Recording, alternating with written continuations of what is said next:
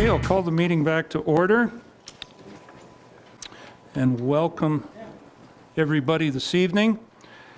I have a motion moved by Rob Thompson, seconded by R. Hergert. Be it resolved that the Council of the Municipality of West Grey hereby returns to open session of Council at 7 p.m. Any questions or comments on the motion? Call the question. All those in favour? Any opposed? That's carried. Thank you. And Mark, you'll let the minutes show that only those matters that we went into closed session are the only ones discussed. There are no business arising from closed session.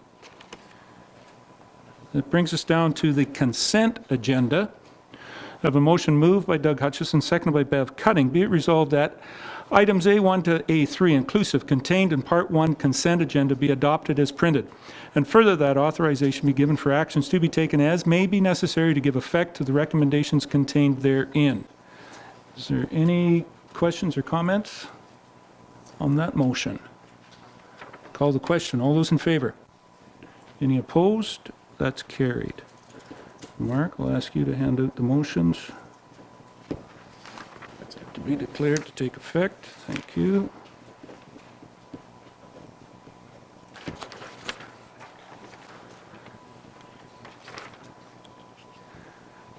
Is there any communications from Mayor and Council? Rebecca? Just going to remind everyone that tomorrow evening is the Chamber Annual General Meeting. A week and a bit ago, I attended the Mayor's Affordable Housing up in Meaford. Lots of discussions there. There will be all the PowerPoint online and so on. It's very, very good information. Excellent. Thank you. Doug? Councillor Hutchison. Just some upcoming dates to keep in mind for people. Just a reminder, there's the clean sweep coming up on May 5th, and obviously we're going to have a little clearer ditches than we have right now, but if you want to get out and clean up your area, that's coming up. Hike for Owen Sound Hospice, May 6th, and I believe that's in Durham. There is one in Durham. It starts at the... I don't have the particulars on that. But Town Hall at 1 o'clock on the 6th of May. Town Hall, 1 o'clock at 6th of May, Mr. Bell says. Hazardous Waste Day, May 12th, coming up at the Durham Community Center, so that's always very valuable in this area. And there's also just received an email today about Alzheimer's Walk on May 16th at the Sulphur Springs Conservation Area. So if you're interested in any of those, check them out and get the details. Thank you. Thank you.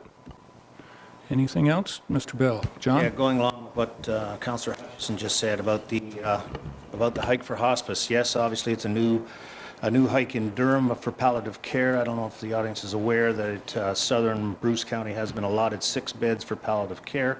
It is going to run in conjunction with Chapman House in Owen Sound are the ones that are going to administer this. But these walks to remember loved ones that have passed, and also to raise some funds. A number of us are going to walk in this, I know, and it'll be a great day. So audience participation would be much appreciated. Thank you, John. Any other ones? Speaking of one of the walks, there was Deputy Mayor Bell and myself Friday night, the West for Youth walk, run in conjunction. It's been Colleen Lawrence Memorial Run for a number of years. Now it is kind of transitioned to the West for Youth. They had a wing night to start kicking it off. The walk and run itself is the second Saturday of August. I believe it's August 8th. Carrie, I can see you're going to run again, the 10K. Has been great participation in the past for a great program that West for Youth is doing. So they have a couple more programs coming up in the near future, but the big day is on August the 8th for that West for Youth Colleen Lawrence Memorial Run. Okay. Now, sorry, Doug? Just a correction on the date. I believe if it's the second Saturday, it'd be the 11th. Sorry, the 11th. Okay. Okay. Sorry. Yep. Thank you. Now, the young lads sitting in front of me and the 4 very wonderful guys that help them throughout the year. At the end of the season, we're in, this is a small crowd. to stand in front of, because they played in front of huge crowds, not only in the Ayton and Durham arenas, but across the province, and they ended up as finalists in the All-Ontario Atom Championships. So it is with great pleasure tonight that we have invited them out here. As I said, they're not as scared of crowds from their participation for out the year. And I just wanted to say congratulations, boys.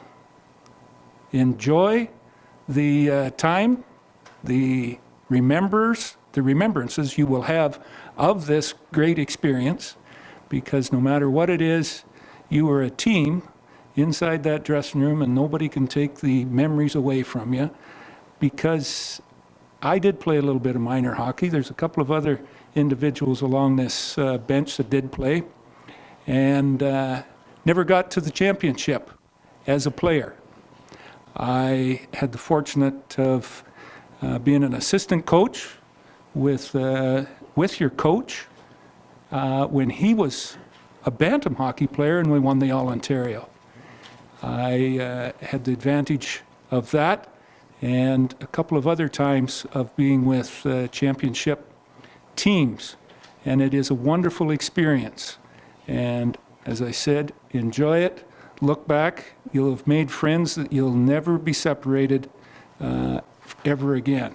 So with that, I'm going to ask you, as you're called, and I'm going to go out, I have made certificates on behalf of the municipality for recognition for your great championships. And of course, Carrie's going to get the microphone here for me as well. Is this the first time a lot of you guys have been on TV? Did the coaches tell you how to perform there? Because I can tell you from being around them, they don't know how to perform on TV, so don't feel bad. Is the mic working here? Or if I use the batteries?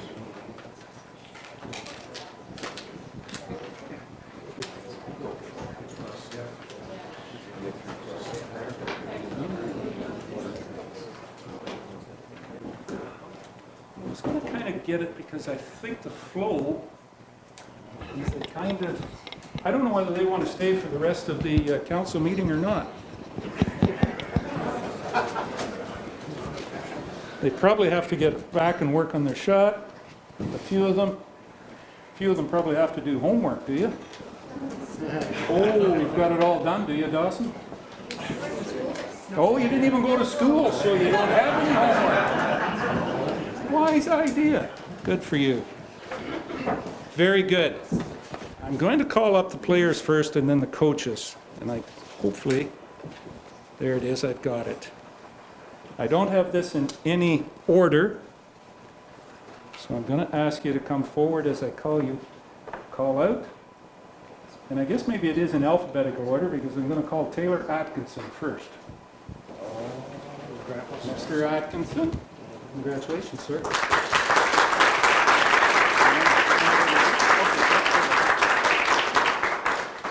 Lyndon Bell.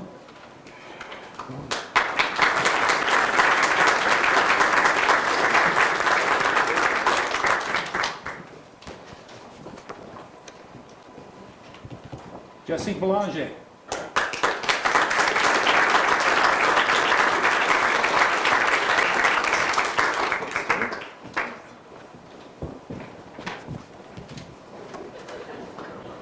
Maddox Brown.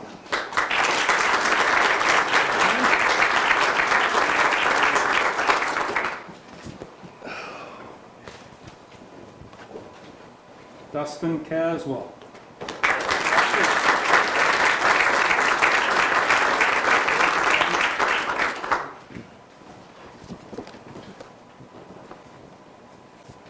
I don't know how to pronounce this one.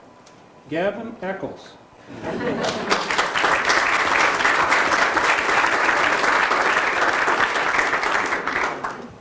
Yes, he is related. Ryan Farlow. Ryan's not here?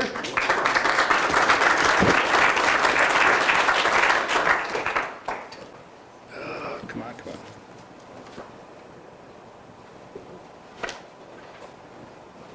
Dawson Marshall.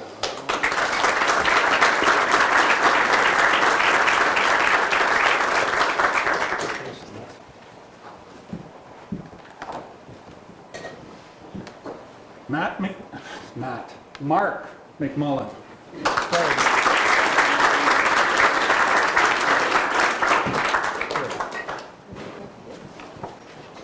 Sasha Ortman. And Sasha's not here either.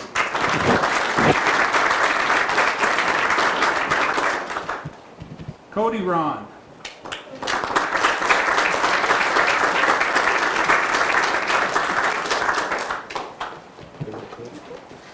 You're welcome. Max Ron. You knew that was coming.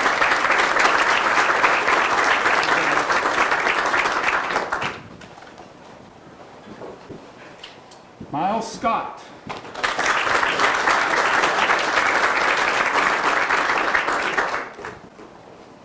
And Wyatt Wetlaufer.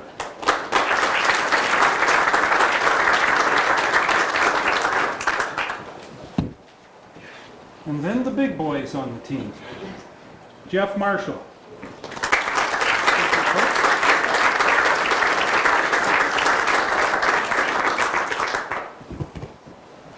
Congratulations, Bernie. Glenn McMullen.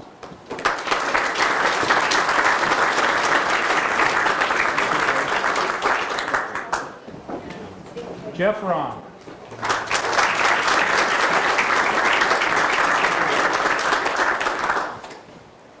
And Scott Wetlaufer.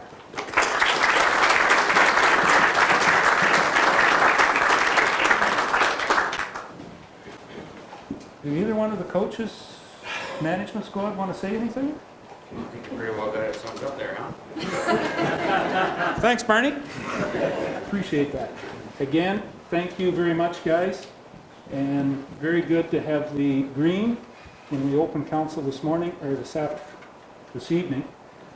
We did recognize that you had the green on there, and we recognize that as well too.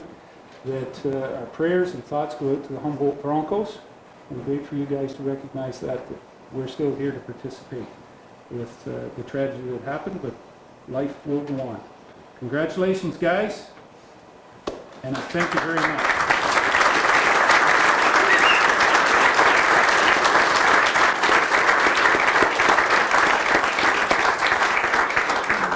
Yep.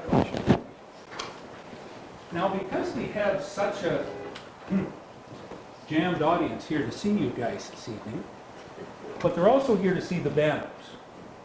And some of them are out there, so to get them in here, your moment of glory, 15 minutes, is over. Can I transition you guys out so we can transition the banners in? Thank you very much.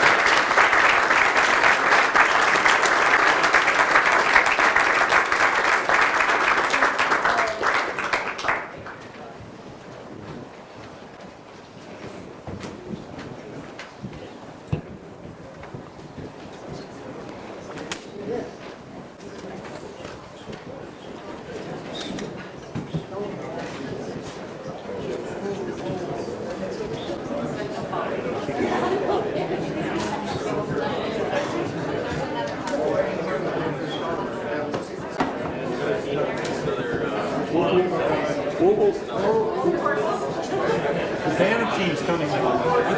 Band. Come on in, guys.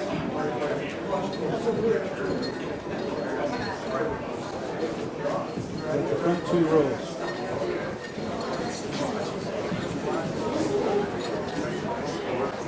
Take the second row. Might have to tell the coaches that they're going to have to stand up.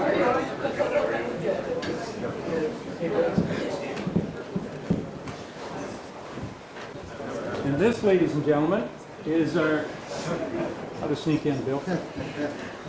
This is our championship, represented WA, and of course got to the OMHA finals as our Bantam team. Most interesting thing about Bantams is some guys are about 4'3", and some guys are about 6'3", right, Mr. Griffin? But what I did say to the Adams as well too, it is a wonderful experience to come together and be a team and accomplish all that you did throughout the year. Did you win the last game of the year? No, but I believe that the run that you had, the teamwork that you showed, will stay with you for life, and the teammates you had, no matter whether it's 2 weeks from now, 20 years from now, 40 years from now, you'll still be able to sit down, have a cup of tea, and enjoy the stories about the run that you had as Bantams this year, next year. And it gives you a lot of facts in life as well too. Life lessons going forward. I congratulate you for representing West Grey as ambassadors.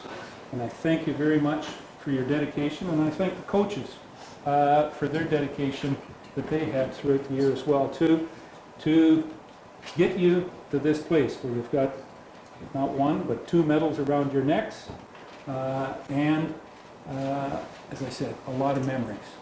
Not the last time, but the second last time I was the assistant coach, as I said to the Adams, of the All-Ontario Bantam team that won back in 90. Oh boy, now I'm in front of the camera, I'm stuck. 91. Thank you, 92. And as I said, I meet those guys, meet the coaches that we had on that team, and it's a wonderful experience. With that, I have certificates, and I'm going to start with the players first, and ask you to come up and be recognized. And please accept this on behalf of the municipality, as I said, of being great ambassadors for our municipality for this year. Jude Altice.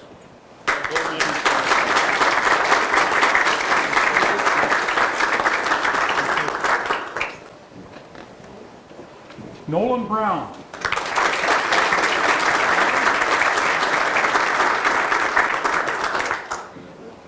Reed Caswell.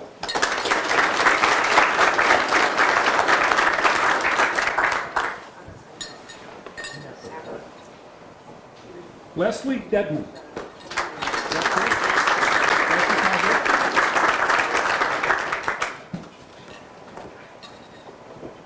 Cole Doherty.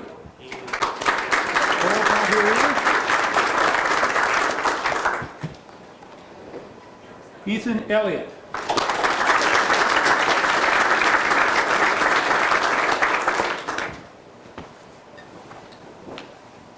Austin Farlow.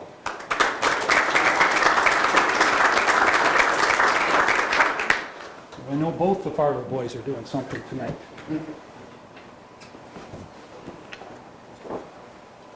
Aiden Ferrier.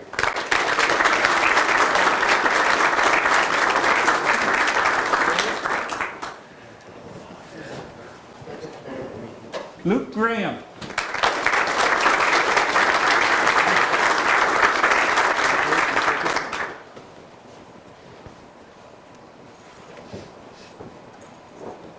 Austin Griffin.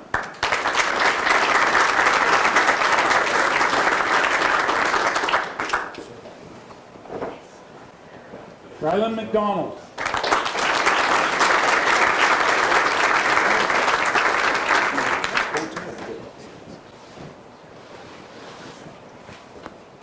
I don't care what anybody says. He's got the best bow tie on. Jacob McGarry.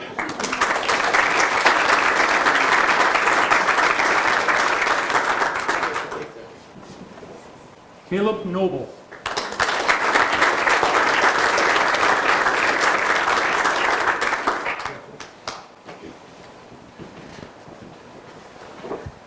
Gavin Peffer.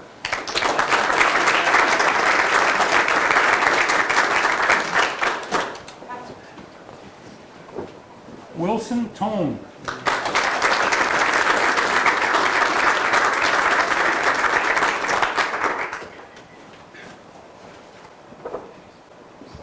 Josh Bierman.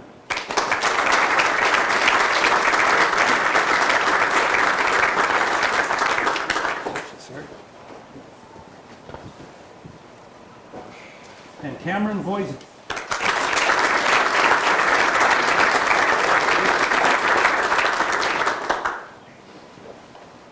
And a couple of the bigger boys, Kenneth Caswell.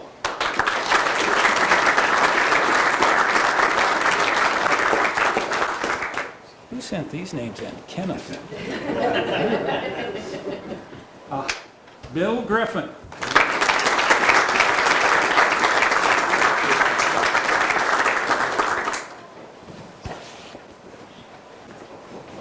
Bobby Kirby.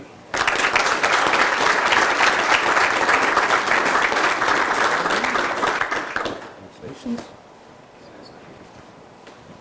A couple more. Brad Marshall.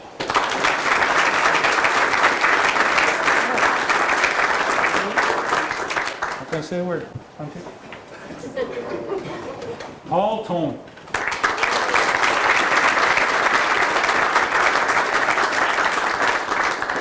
Again, congratulations. Does anybody want to say anything? Just big thanks to Kirby for being there all the time for us. Mr. Kirby.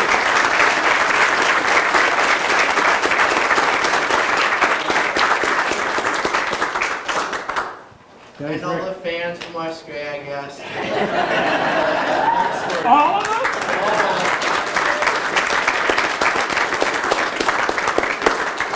Guys, you did us very proud. Again, I say thank you. Go forward and be the best you can whenever you can. Great. Thank you very much, guys. Thank you.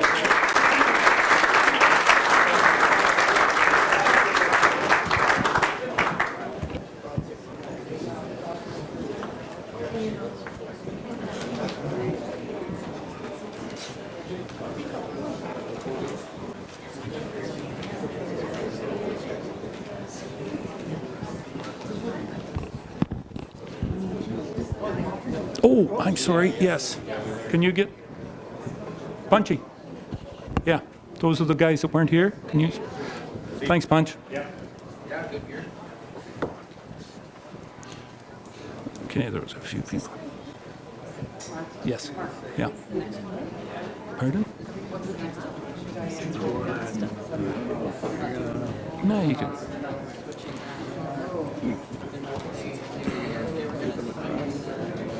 How do we do the lacrosse one? No, we'll do the lacrosse one. Yeah. Just in the matter of Adams.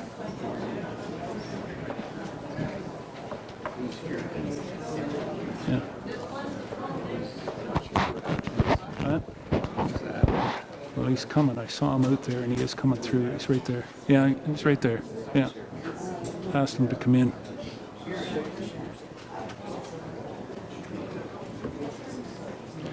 Okay. There's a few people still trying to get in. I think we're about capacity. I believe there is a speaker out in the lobby there. Oh, it's not working?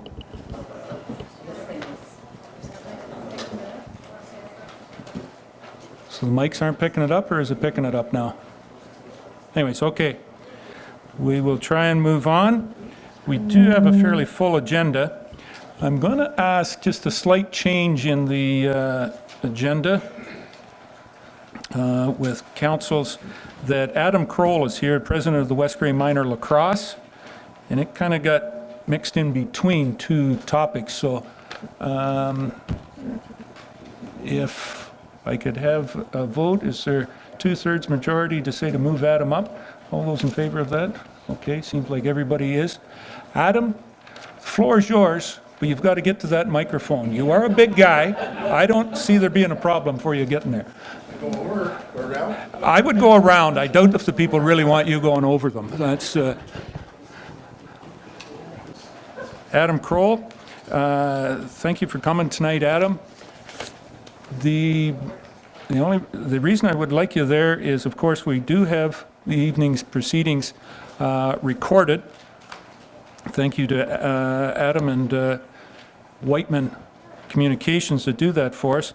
So there'll be a gray button on that microphone, and that'll activate that. When that happens, you're live. And you're live now. All right, Yep. thanks. You're on there, Adam? Yep. Floor's yours. Oh, thanks. I'm glad you voted me not to go in between these groups tonight. Well, it could have been a rose between two thorns, I guess. I don't know. However you want to spin it, go ahead, Adam. Okay, fair enough. Our lacrosse association, called the West Grey Minor Lacrosse Association, was born about 3 years ago. Some kids asked their parents if they could play lacrosse. They had to go out of town to play lacrosse. Owen Sound, Arthur, Wingham. They kind of got together. They asked me, or I was involved. Some parents knew that I had played lacrosse for a long time. Got hurt, did the whole thing. I went across Canada. So I absolutely loved to be asked. So we started it up. We played a whole lot of shinny skills and drills. We took them outside. We had the arena going. We finally got some games going against Saugeen Shores. The kids just said more and more and more, we want more games, more games. So we decided to apply to the OLA, the Ontario Lacrosse Association. The OLA is the same as minor hockey. They have so many rules, so many hoops to jump through. So we decided to just give it a try. And we were accepted. So that's like a kick to an anthill for our little organization. So what we had to do, get our executive, everything in order. What we're lacking right now is funds. The OLA mandates their approved nets. To actually play a proper game of lacrosse, you have to have a 30-second clock. Now, those are things that I'm hoping that West Grey Council could help us with. I think I guess you would all have received our application of the amount and stuff. I do have a budget if you'd like to see it, all the 9 yards. Lots of little tidbits. We're gifted the Old Warrior, I guess going on the hockey theme for tonight, we're gifted the Old Warrior jerseys to start with. Lots of support, lots of help, which is kind of funny because, or sorry, I said the Warriors, the Huskies, the old Husky jerseys. So we're happy to try out that, use the name possibly. It's still up in the air. I think it creates a great backstory for the organization. To date, we usually run with about 40 players, between 30 and 40. It's summertime, so they can come and go. But to date, we really did not advertise until we got into the OLA. Now we scrambled. We put some the word out to Hanover, which we never touched before. We got granted all of West Grey and whatever's closest to, if you're closer to another center, the same as hockey, closer to another center, then you go there, you come here if you're closer. So we expect we might get a whole ton. We're not sure yet, but we have to be prepared. So I do believe, do I have to read out the numbers? Our budget basically for the upgraded nets and the upgraded shot clocks, we don't even have shot clocks, about $3,500. I'd love to answer any questions that you have. That's what I was going to ask. Is there any questions for Adam on this, for this project? Mr. Bell. John? Thank you, Mr. Mayor. Good presentation, Adam, and we do have a copy of it and everything else. When do you need those by, or when's your season starting? We're currently starting with House League, so we can now, we're going to a meeting. It was supposed to be this weekend. It's going to be next weekend to actually plan the season. Okay. We can't start until we have that. So let's assume a couple of weeks practice times within 3 weeks, I could say. Okay, thank you. Okay. Rebecca? Councillor Herget. Just curious, what age of kids are you taking? Is there a certain age range of children? Well, we currently have coaches that came out of the woodwork that we didn't actually believe were even here. We have junior A lacrosse players. So we currently have 7, possibly 8. A few have work commitments. So we decided to take anything from what we call the paperweights, the very youngest, I don't know the actual numbers, up to Bantam, which is 13. So that would form possibly 5 teams. Yeah. We've had good interest in all areas. We have, especially last year, the ones that were in and around 8 to 10, they were just hot shots. We couldn't believe how quick they caught on to the sport and really loved it, and they're all coming back. My daughter plays on the Adam girls team, and I think she coerced maybe half the team so far, the girls, to come and play. So boys and girls. Oh, yeah, it's co-ed, yeah. In fact, there's, we were approached by the zone. There are 3 other girls-only teams in this zone, which the zone is from Brantford to Owen Sound, with anywhere, what do we have, Milton, Guelph, Kitchener-Waterloo, Saugeen Shores, Owen Sound, maybe another couple in there, I can't remember. Okay. Okay. Anything else? Doug, Councillor Hutchison. I presume your letter's probably in our package, but I can't remember reading the details on it now. There's a lot of other things to read, but Sure. I'm just wondering if you will have a registration, right? And hopefully that's going to cover some of your costs in terms of arena rentals, equipment, et cetera. Yeah. Right? But you're figuring you're going to need $3,500 on top of what you're going to take in, Yeah. given that there's quite a few unknowns, like you said, in terms of numbers and teams and so on. Yeah. Right? Yep, So, yep. okay. These are more of a capital or a startup cost, like Yeah. a 30-second shot clock in lacrosse. You have, once you gain possession, you got 30 seconds to shoot on their goal. If not, it goes to the other team. Right. So there's 2 clocks in behind the nets. I think everybody should go and watch a lacrosse game, I think. Yeah, for sure. It's my thing, but I think you'd like it.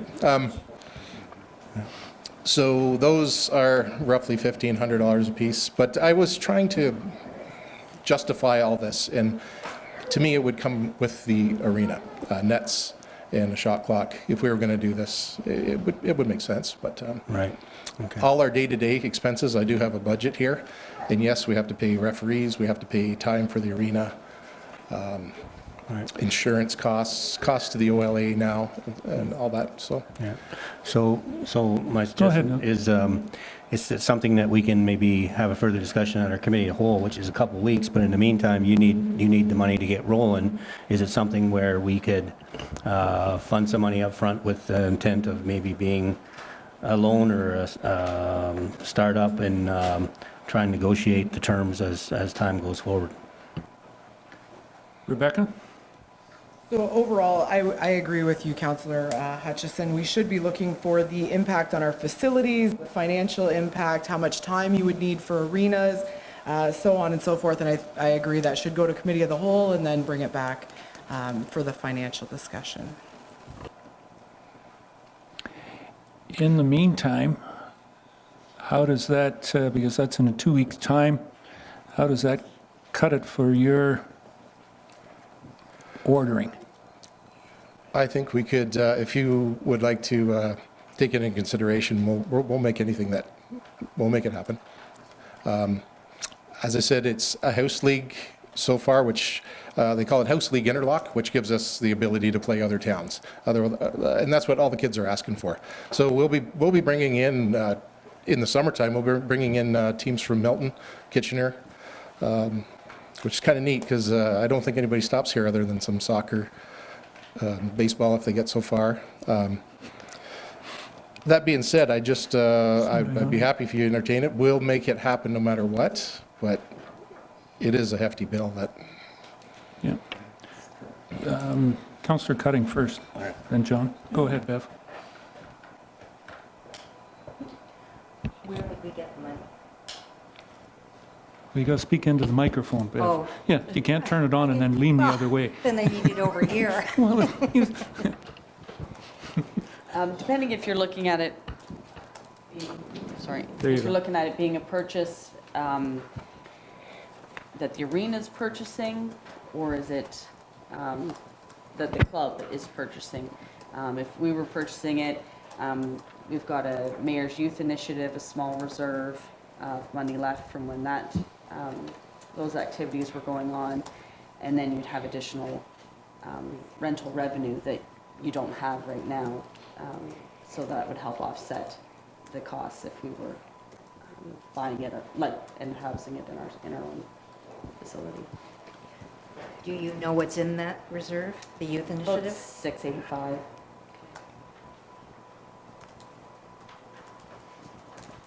Anything else, Beth? Go ahead.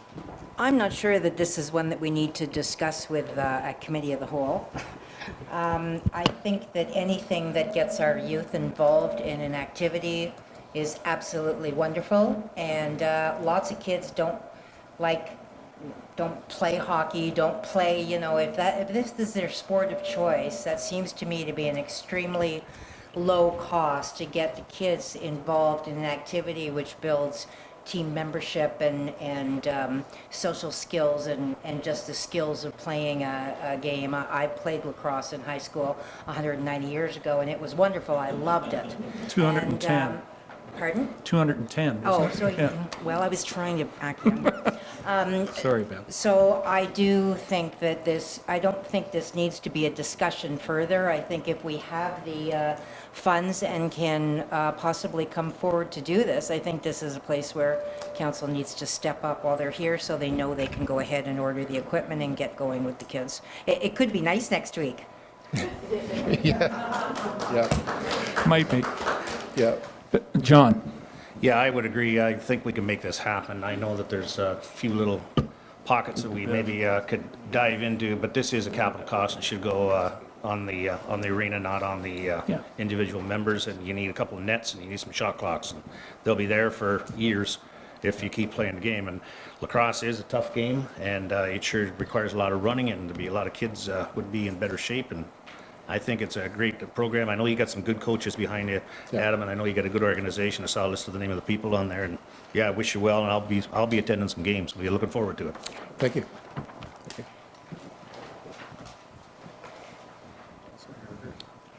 Rebecca? Councillor Ergen? We have been, was this a budget item? Let's start there. Was this a budget item? No. Okay, this could very well be in 2 weeks an awesome idea that we can find the money for. There's a business case for it. It fits into our recreation department, our library area, like all of our summer planning stuff. Wouldn't that be wonderful if we could coordinate that strategically? I would like to see us give it 2 weeks. We know we have some money here. We can likely find some other. Let's take a look at it. Let's really give it the time to see how it fits in with all of our plan for the summer.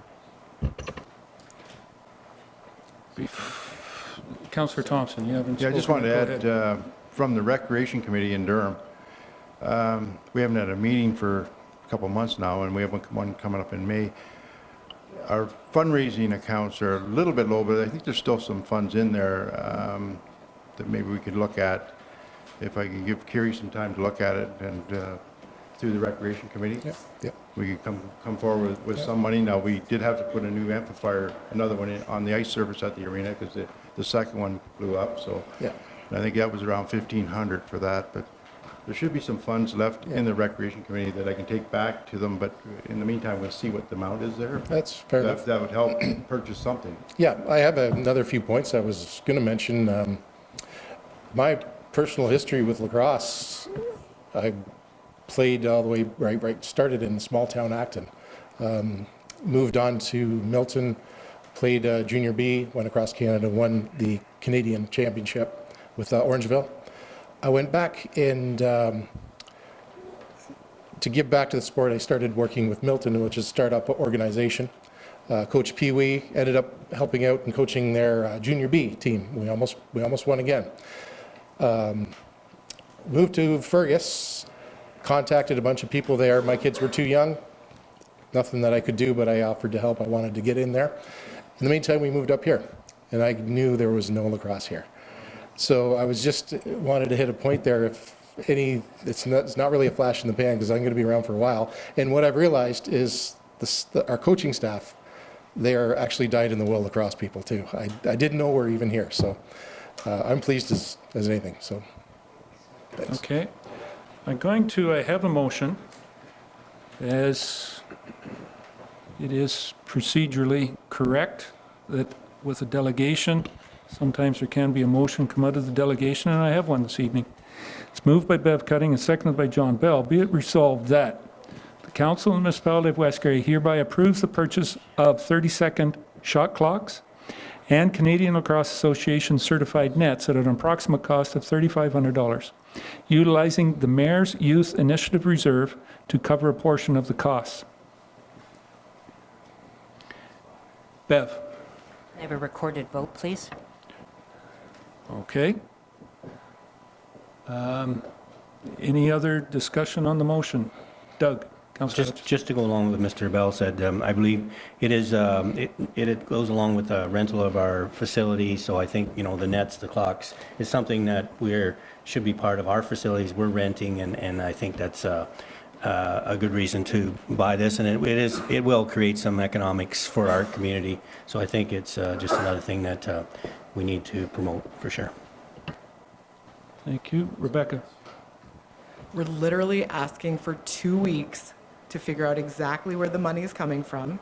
I realize this could be money revenue in, right? And promotion of West Grey, I'm supportive. We should figure out where exactly we're getting the money from. If it's recreation, where youth initiative, so on. I'd like to give it the 2 weeks, so I'll be voting no at this time. But I am very supportive of your initiative, the volunteers coming out, and absolutely more ambassadors for West Grey. Thank you. Okay. Just like to remind council that this was one of our strategic points, was better utilization of our recreational facilities. Something that come out of that strategic plan. John? And going Deputy along Mayor with Bell. that, Mr. Mayor, of course, these people have been in operation for the last 3 years playing exhibition games, and they have added revenue to the arena. And I think, Adam, correct me if I'm wrong, $60 an hour is what Yeah. you're paying the arena? Yep. Yeah, thank you. Okay, and Rob, last comment? Just quickly, we may be able to help you out there with whatever funds we have through the Recreation Committee. 'Cause I know we haven't done any fundraising for quite a while, but whether it be referees, you know, or something like that, or the ice, you know, or the over the Floor surface of the floor on the in the arena, or whatever we can do to help, we'll bring that forward. I'm just not Okay. sure what we have left in there. Okay. Okay. Nothing further. Going to ask Mark to take the vote. Deputy Mayor Bell? Yes, but my mic doesn't work. You got to turn it on. Pull it out.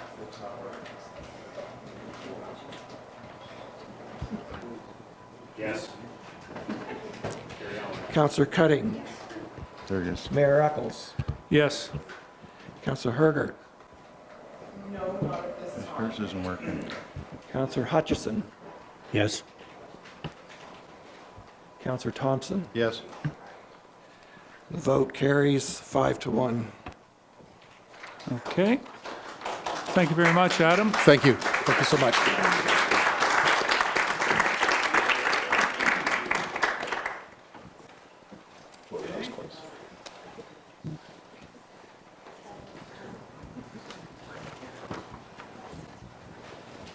As hot over there as it is on a lacrosse floor in the middle of June? Very good. Thank you, Adam.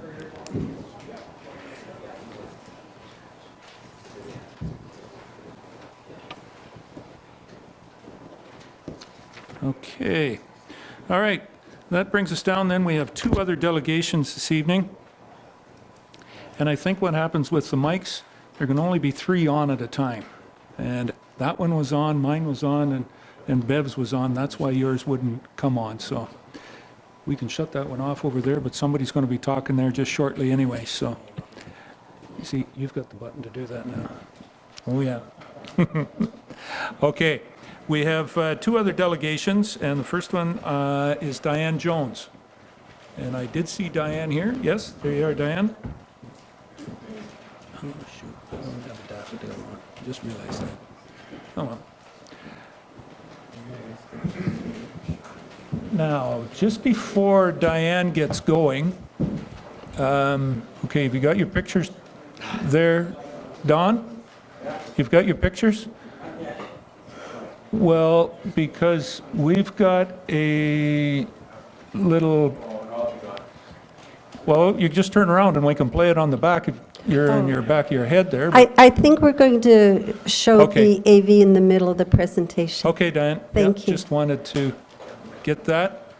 All right, Diane Jones, welcome this evening, Diane. Thank you, and The floor is yours. Go ahead. pretty good turnout tonight, I think, considering the weather. Also, I wanted to note how heartening it is to acknowledge our young hockey teams, considering the sensitivity we've all been experiencing in the hockey world. Good evening, Mr. Mayor, councillors, staff and residents of West Grey. Thank you for this opportunity to present our delegation. My name is Diane Jones. I'm a long-term resident of West Grey of 30 years. I'm acting as spokesperson for the combined voice of many people, organizations, and businesses, the tax-paying residents and voting electorate of West Grey. We are requesting council to rescind Resolution 85-18 that expanded gun hunting in West Grey to 7 days a week, eliminating the only day Sunday as the narrow window for residents to be able to confidently participate in our natural areas, nestled in nature. This is not a stance against hunting. It is already established that for 6 days out of 7, gun hunting is permitted in West Grey. To quote Poet Laureate Liz Zetlin, "Only one day is what we ask." Of the multiple tiers of government in Canada, it can be confirmed that it is the municipal government that impacts our daily lives most directly. Community responds to good governance by reinvesting in home with business incentives, donation dollars, and volunteer vigor. We impart our children with the love for home. Respectful public discourse is healthy, and all points of view should be considered by our elected officials in enacting decisions that affect the quality of life for all residents. A decision made for the benefit of a small minority has significantly impacted our entire community. Public engagement being welcomed only after a contentious resolution has been quickly passed is poor process. We are here as a public delegation to protest not only Sunday gun hunting in West Grey, but also the way in which it was instituted. On February 19th, 2018, the Municipality of West Grey passed Bylaw 2018, which states in point 31.1.3, I quote, "Whenever possible, the Municipality of West Grey will engage stakeholders throughout the decision-making process, which will be open, visible, and transparent to the public. The principles of accountability and transparency apply equally to the West Grey's political process and decision-making and to its administrative management," end of quote. 1 month later to the day, on March 19th, Brian McCrae, the professional lobbyist for the Ontario Federation of Anglers and Hunters, drove from his office in Peterborough to Durham. The prepared resolution was emailed in advance to the West Grey office, yet this was not included on the public agenda.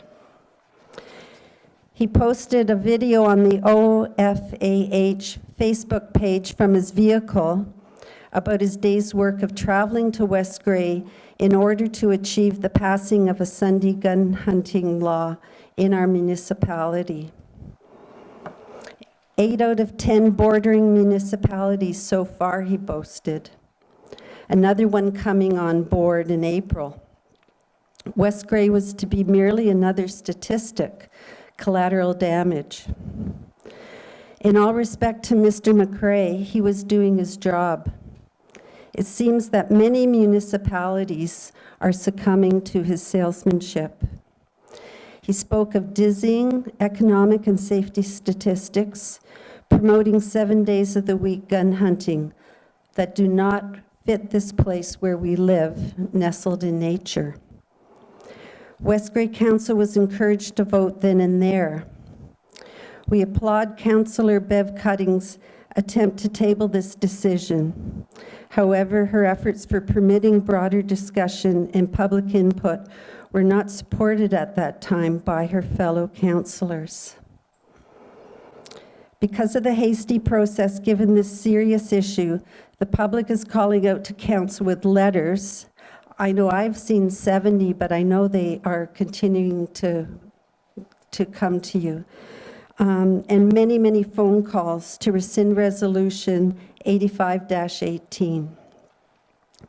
Over a decade ago, the same proposal was discussed, and the electorate gave strong voice to preserve Sunday as the one day out of 7 for all to enjoy the out of doors. It was over 10 years ago the council listened to the people and did not approve this. However, on March 19, 2018, without public notice and without posting this potential resolution on the council meeting agenda, a hasty decision was made. Add to this imbalance, 2 councillors were absent, as was our town clerk, and his procedural and discretionary guidance. Transparency and open public engagement in the decision-making process were not in evidence in accordance to the new bylaw 20-18. This was not a vote that should have been so rushed. It cannot be understated that this rapid decision was met with great surprise and indignation by the people of West Grey. Residents pulled together, put boots to the ground, and in just 8 short days, at this point, have collected 737 signatures on a petition calling for no Sunday gun hunting from verified residents who have engaged with their neighbors with heartfelt discussion. Many who support and respect preserving no gun hunting on Sunday confirm that they are hunters themselves. We understand that Sunday gun hunting does not yet impact deer season. However, it will add dozens more Sundays of gun hunting throughout the many seasons. This is not limited to private landowners, but equally affects the shared use of public lands such as Grey County forests and conservation lands. For many, this is the only access for quiet outdoor recreation. Only one day is what we ask. A counter petition was mounted by Delegate Mr. Steve Horst, in which the banner heading the petition stated, I quote, "Now the anti-hunters are trying to get the ruling overturned. They have flooded councillors' inboxes with emails full of irrational, emotional fear-mongering that is not based in fact or common sense." 2/3 of the responses to this clickbait petition were not West Grey residents, and many responses were from distant non-residents, Sudbury, British Columbia, the Netherlands, with no actual signatures. Can this carry the same weight as the voice of the tax-paying electorate? Only one day is all we ask. We need to repeat that this is not a protest against gun hunting. It is evident that the second delegate, Mr. Horst of Hanover, would like to gun hunt every day of the week in West Grey. There are so many other options available. We need to respect our neighbors. Let us join heads instead of butting heads. Let the story of West Grey continue to honor its best assets, its people, and the landscape. We agree that our council mandates economic development, and we applaud this. In all of this, a profound economic opportunity has presented itself. We must realize the immeasurable value of the primary resource that we hold here and not squander it, nestled in nature, not to be limited by becoming a full-scale gun hunting locale. The Bruce Peninsula is booming exponentially with tourists who are coming to revel in recreational activities in the beauty of nature. West Grey is now under high optics from the media, focusing on this important decision to be made this evening. Let's promote the beauty of West Grey that will generate far more economic vibrancy, branding a desirable destination for people to visit and decide to come and live here. Many have already. Housing starts are on the rise. Let's market this remarkable beauty to families and compel them to become residents. We can celebrate our uniqueness and livability and market our enthusiasm and sense of place as ambassadors who respect our forests, waterfalls, and rivers, nestled in nature.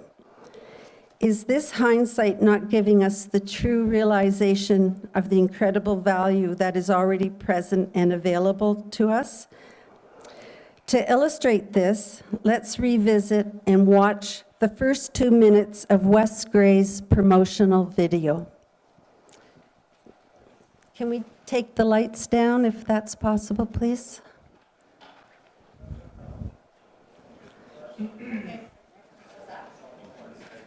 Okay.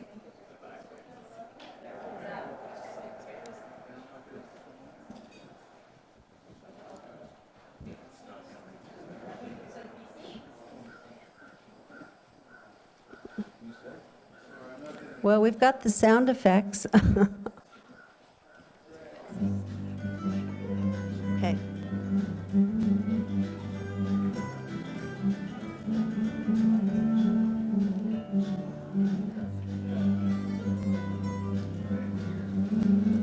It's okay.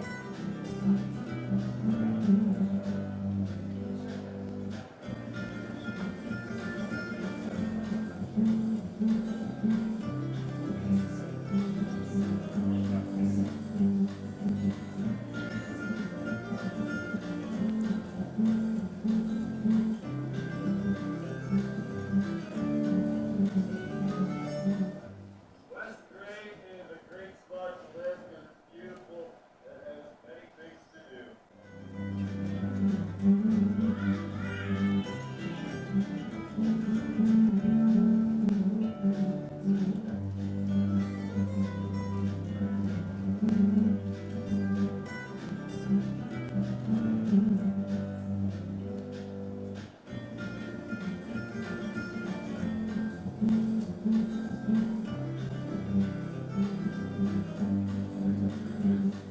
We are in nature, no matter where you are. You can step out of your back door, and I don't care where you live in West Grey, and you can step into nature. Thank you, Mr. Mayor. That was very well said. Okay. Okay, we could bring the house lights back up. Sorry that, I don't think we were quite jiving with the AV potential here. In surround sound and full color, we draw our visitors to West Grey to enjoy the wilds of all 4 seasons, to hike, ski, horseback ride, bird watch, and snowshoe. Sounds of rushing water, skis on snow, rustling of leaves, laughing children, but not one sound of gunfire on that video. There are 2 issues to be highlighted here this evening, and both need to be considered, and one reinforces the other. Clear, transparent process in our municipal government, demonstrated by rescinding this resolution so that the will of all residents may be considered. Mr. Mayor and councillors, we need to untangle what was a hasty decision and provide better transparency of process for the public good. We respect that the action to rescind is not a frequent occurrence, and it takes courage. but it is the logical and necessary recourse for such an impactful resolution made far too quickly. Let us celebrate what is so marvelous in this beautiful place in which we are all so privileged to live. Nestled in nature, only one day is all we ask. We appeal to you to restore balance and rescind this resolution. Thank you.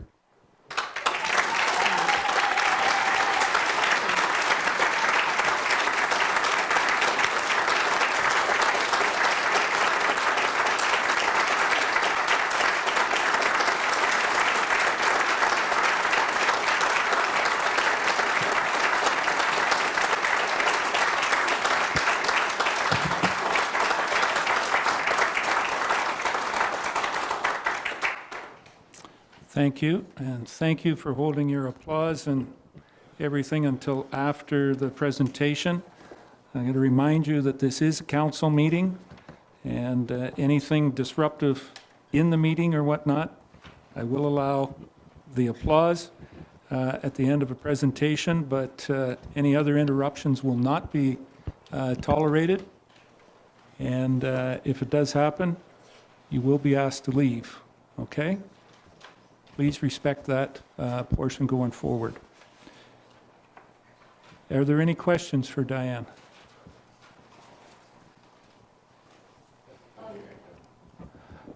Questions will be coming from council. This is a council meeting, okay?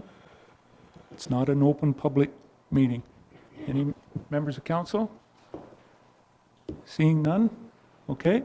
Thank you very much for the presentation, Diane. Sorry that we couldn't get the video. It acts like that once in a while, right, Carrie? Okay. Yes, and I do think we have it in the budget for another projection system. Very good. At this time, we have one other delegation on this evening, and Stephen Horst. And I believe Stephen, yep, there's Stephen back in the back corner. Stephen, if you can work your way around to the podium. Welcome this evening, Stephen. Try and say that 3 times real quick. Oh, what happened? No, that's not, there you are. Yep. Now you've got it on live. Thank you. And thank you. Welcome, Stephen, and the floor is yours. Thank you, councillors, Mayor Eccles. Thank you for having me here today to speak about something that I am passionate about and something very important to my family and others in the outdoors community. I want to also thank you for making the right decision the first time around on March 19th, and I'm saddened to see your judgment questioned the way it has been recently by some emotionally charged members of the public. I will say right now, the only reason that I am here is because I've seen how effective the meeting was the first time.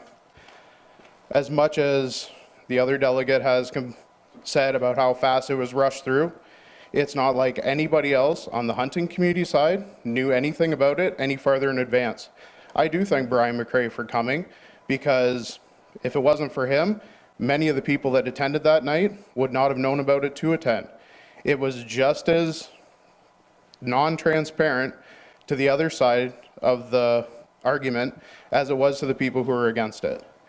So I just want to make sure that people are clear that this was not a plan on council to try and rush this through and keep only one side ill-informed.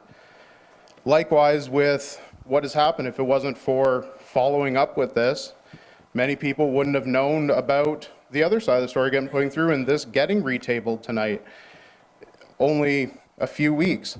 Yes, I did start an online petition. I got about 300 signatures, many of which are from local people, and if the residents that weren't on the list, they are people who did grow up here. Many of the people I knew. Why is there so few, or why from so far away? Because it's an online petition through social media.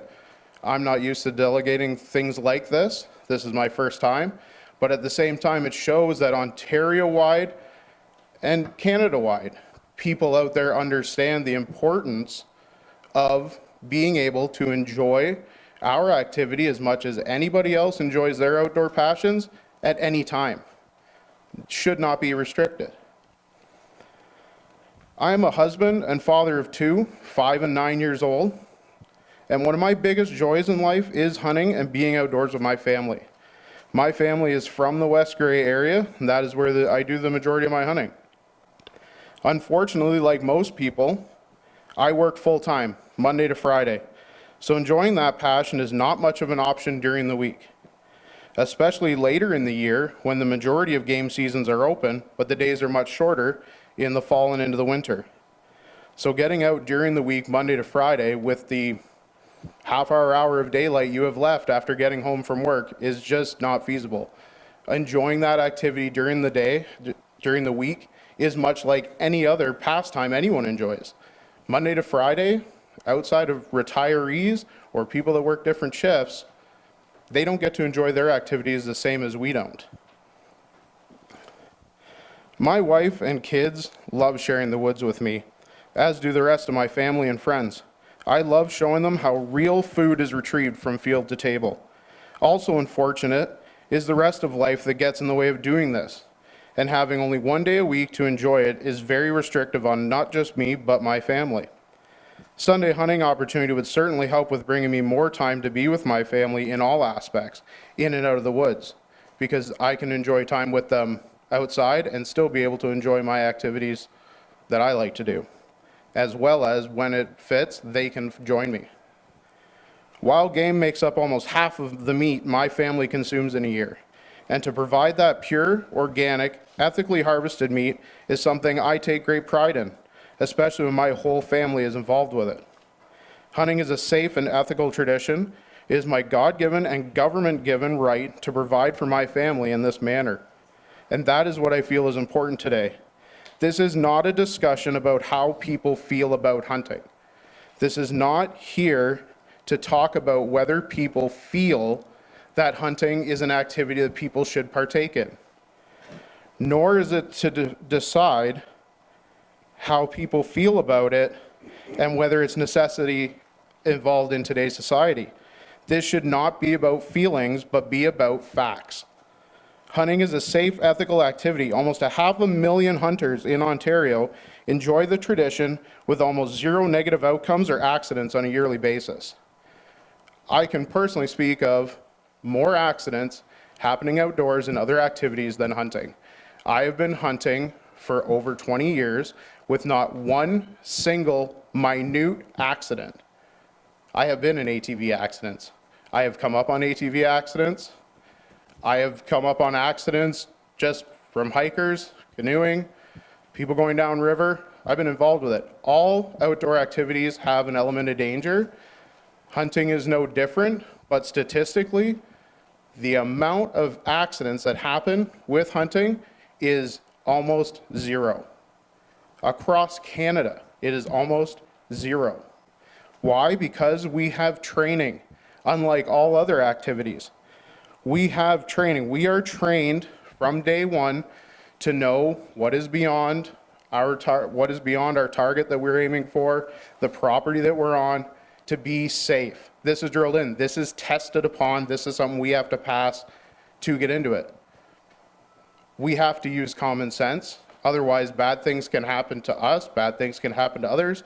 That'll end up losing us our rights or worse.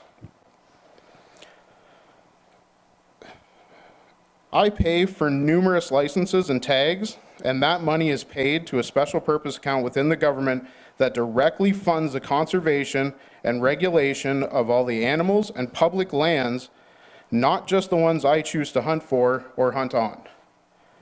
This is where the money comes from, nowhere else. Not one other group of people that participate in other outdoor recreations provide the level of support for wildlife conservation that hunters do. The less hunters get the opportunity to support those licensing systems, the less money there is to conserve what we all enjoy, animals and public land included. The facts are that hunting is a provincially and federally recognized heritage activity. Hundreds of other municipalities all across Ontario also recognize this and allow Sunday hunting with no statistically proven negative effects. No other sport or activity is restricted to the days it can be enjoyed, and neither should this one. In advance of this meeting, I believe Mark Turner has presented to you a petition that I started in only a couple of weeks and received 300 signatures. Also in there is a comment section. All those comments, if you read through, all have the valid points that I also speak of. Times with family, important to enjoy it. People working full-time jobs that cannot participate in this during the week. It just doesn't work. Hunting is not an activity you quick slip out and do for 20 minutes. You don't go for a 20-minute hunt ride as you would for something else. This is an invested day thing.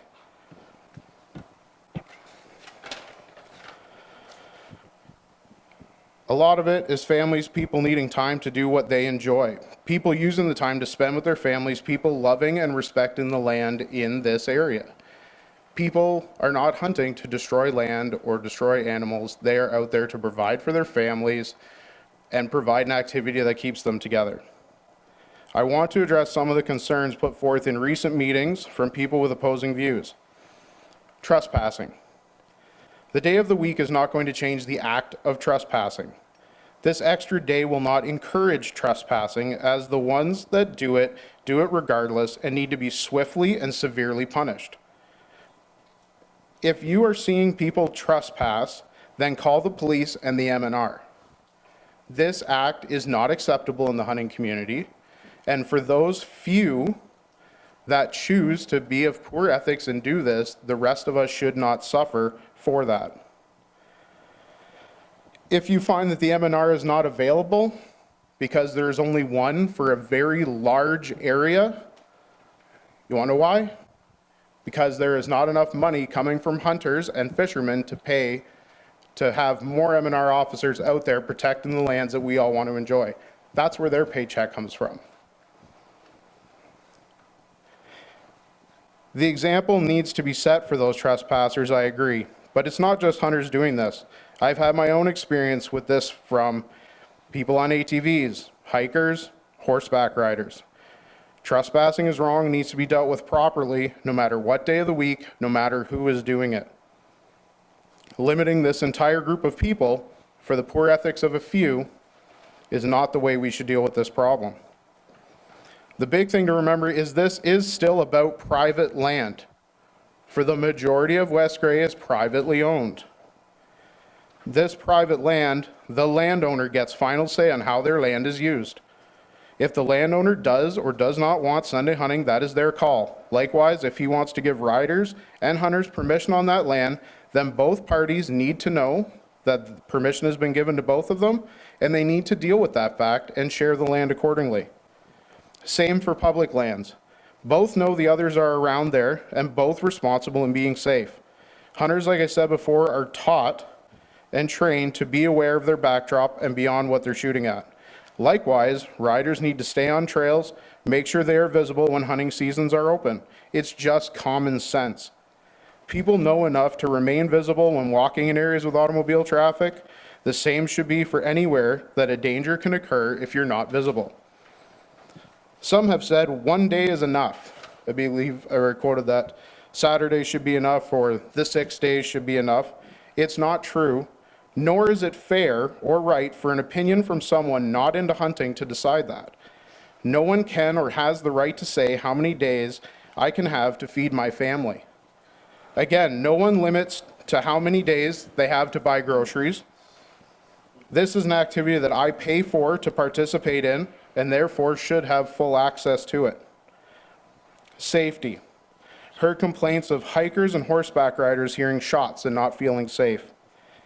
If you are acting safe and being visible and are on your own property or on property with permission, like public land, that you should know if anyone else is allowed in that area as well, and then make yourself safe.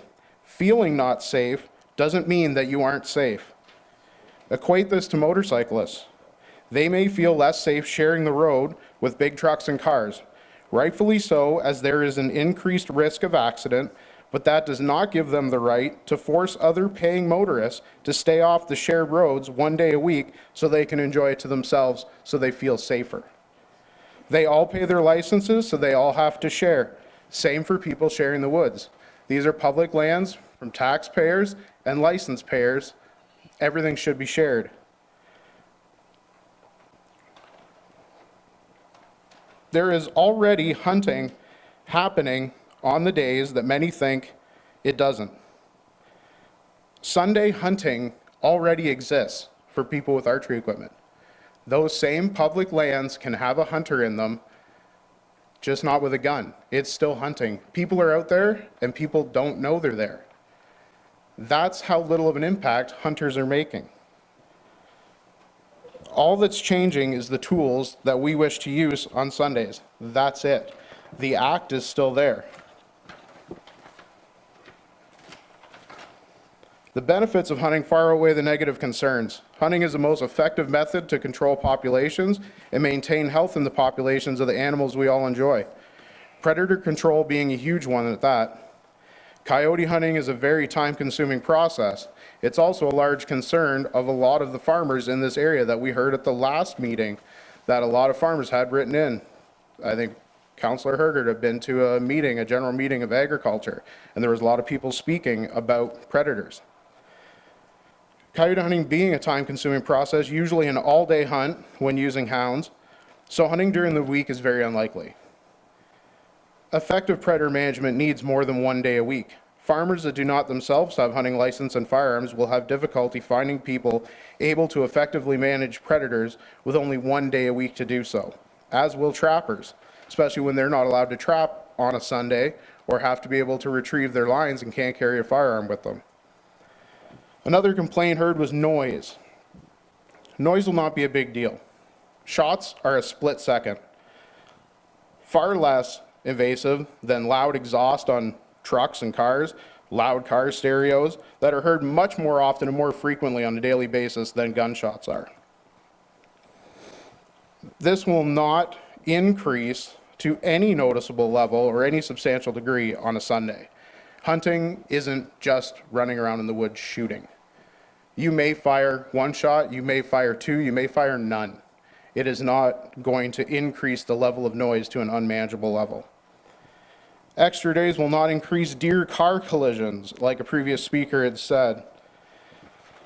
Deer season will remain unchanged with the addition of Sunday hunting. Rifle deer season is still only 6 days, Monday to Saturday, just like the last delegate said. This is the time when most people even see or notice hunting happening. 1 to 2 weeks, an entire year, where a lot of people get together in larger groups to perform this hunting, that's when they're noticed. That's when the complaints come in. That's when people make up their minds. The rest of the year, you never see them. You never see us. The rest of the year, hunting presence is far less active, detectable, and invasive as most small game hunting is done in much smaller groups or done solo.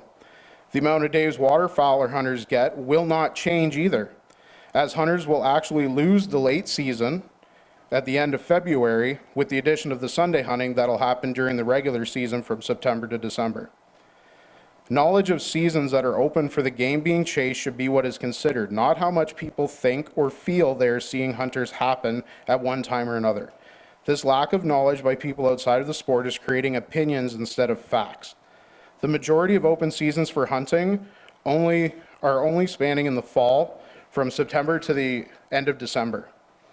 Outside of that, there is only a few animals whose seasons are open year-round, mostly for things like predators, like coyote, which also are really only done part of the year, typically in the winter, due to its fur being at a premium in quality, and hunters are not allowed by law to waste the hide of a fur-bearing animal. This is going up. People are not running around hunting coyotes 24/7, 365. It's not happening. Majority of hunting is only happening for a portion of the year. Typically, the portion of the year that is less pleasing to be out in for other recreational activities that are more spring and summer oriented. The increase in hunting activity will really only be noticeable by the people directly involved, like hunters and the business owners that supply them with goods and services, which is nothing but a positive for the local economy. Again, my family and others need this extra time in today's busy lives. It is our right. The no Sunday hunting thing is archaic thinking based on past religious practices that has been finally put aside for everything else like shopping at stores, buying liquor, restaurants, etc. This really is one of the last things regulated like this because it is a minority activity that has stayed under the radar for years. But there is no real reason to continue that way. Just because someone else that doesn't partake in the activity doesn't feel it's necessary does not mean they are right. I may not feel you need Sunday to go shopping because you have 6 other days to get it done. But that isn't my right to decide, nor is it logical to say that. You have a right to do what you want to do 7 days of the week, so should everyone. In the end, it is private landowners who decide how their land is used, not the public's. Landowners that allow hunting will likely do so for Sunday as well, and that's great, but they don't have to. Let them decide. I know my family and friends need this and want this, as well as many others, including the ones on that petition. They are the ones directly affected, not the people that just feel it isn't right. Those signatures are facts, and they are what should be followed, not emotions. I ask the council please leave emotional thinking out of this. This is not a debate on the ethics of hunting or the need for people to partake in this time-honored tradition as a society at all. That is not what we are here to decide on. The decision needs to be made on the facts, and those facts are that people lead full-time busy lives that can no longer tolerate having limitations put on when they can enjoy their pastimes on a lower tier of government when it is already legally, provincially accepted to hunt 7 days a week. Especially when that pastimes feeds my family and other families.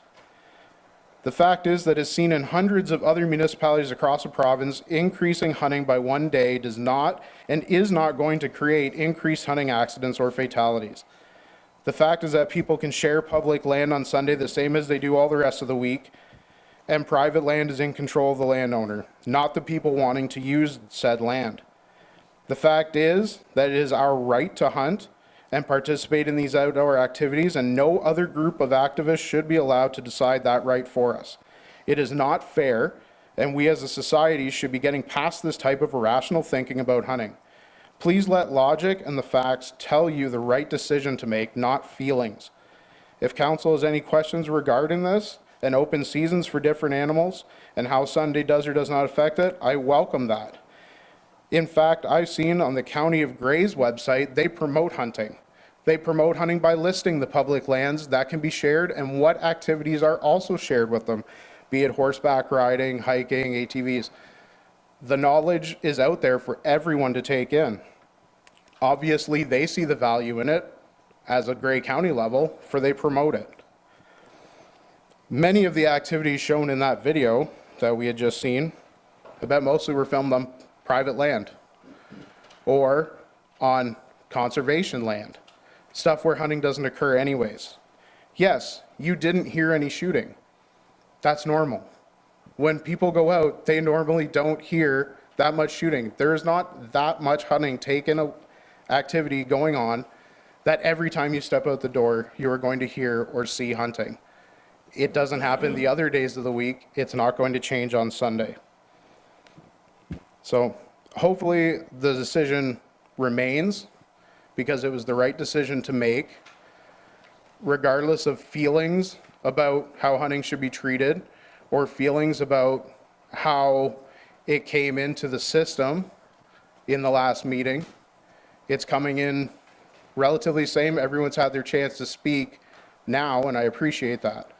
Because the fact is, it's an activity that everyone can work around. It's an activity, there is a lot of us that enjoy it, 500,000 almost. It's an activity that we should all be able to enjoy on the days of the week that we have time to enjoy it, just like anyone else's outdoor activities. Thank you. Thank you, Steve.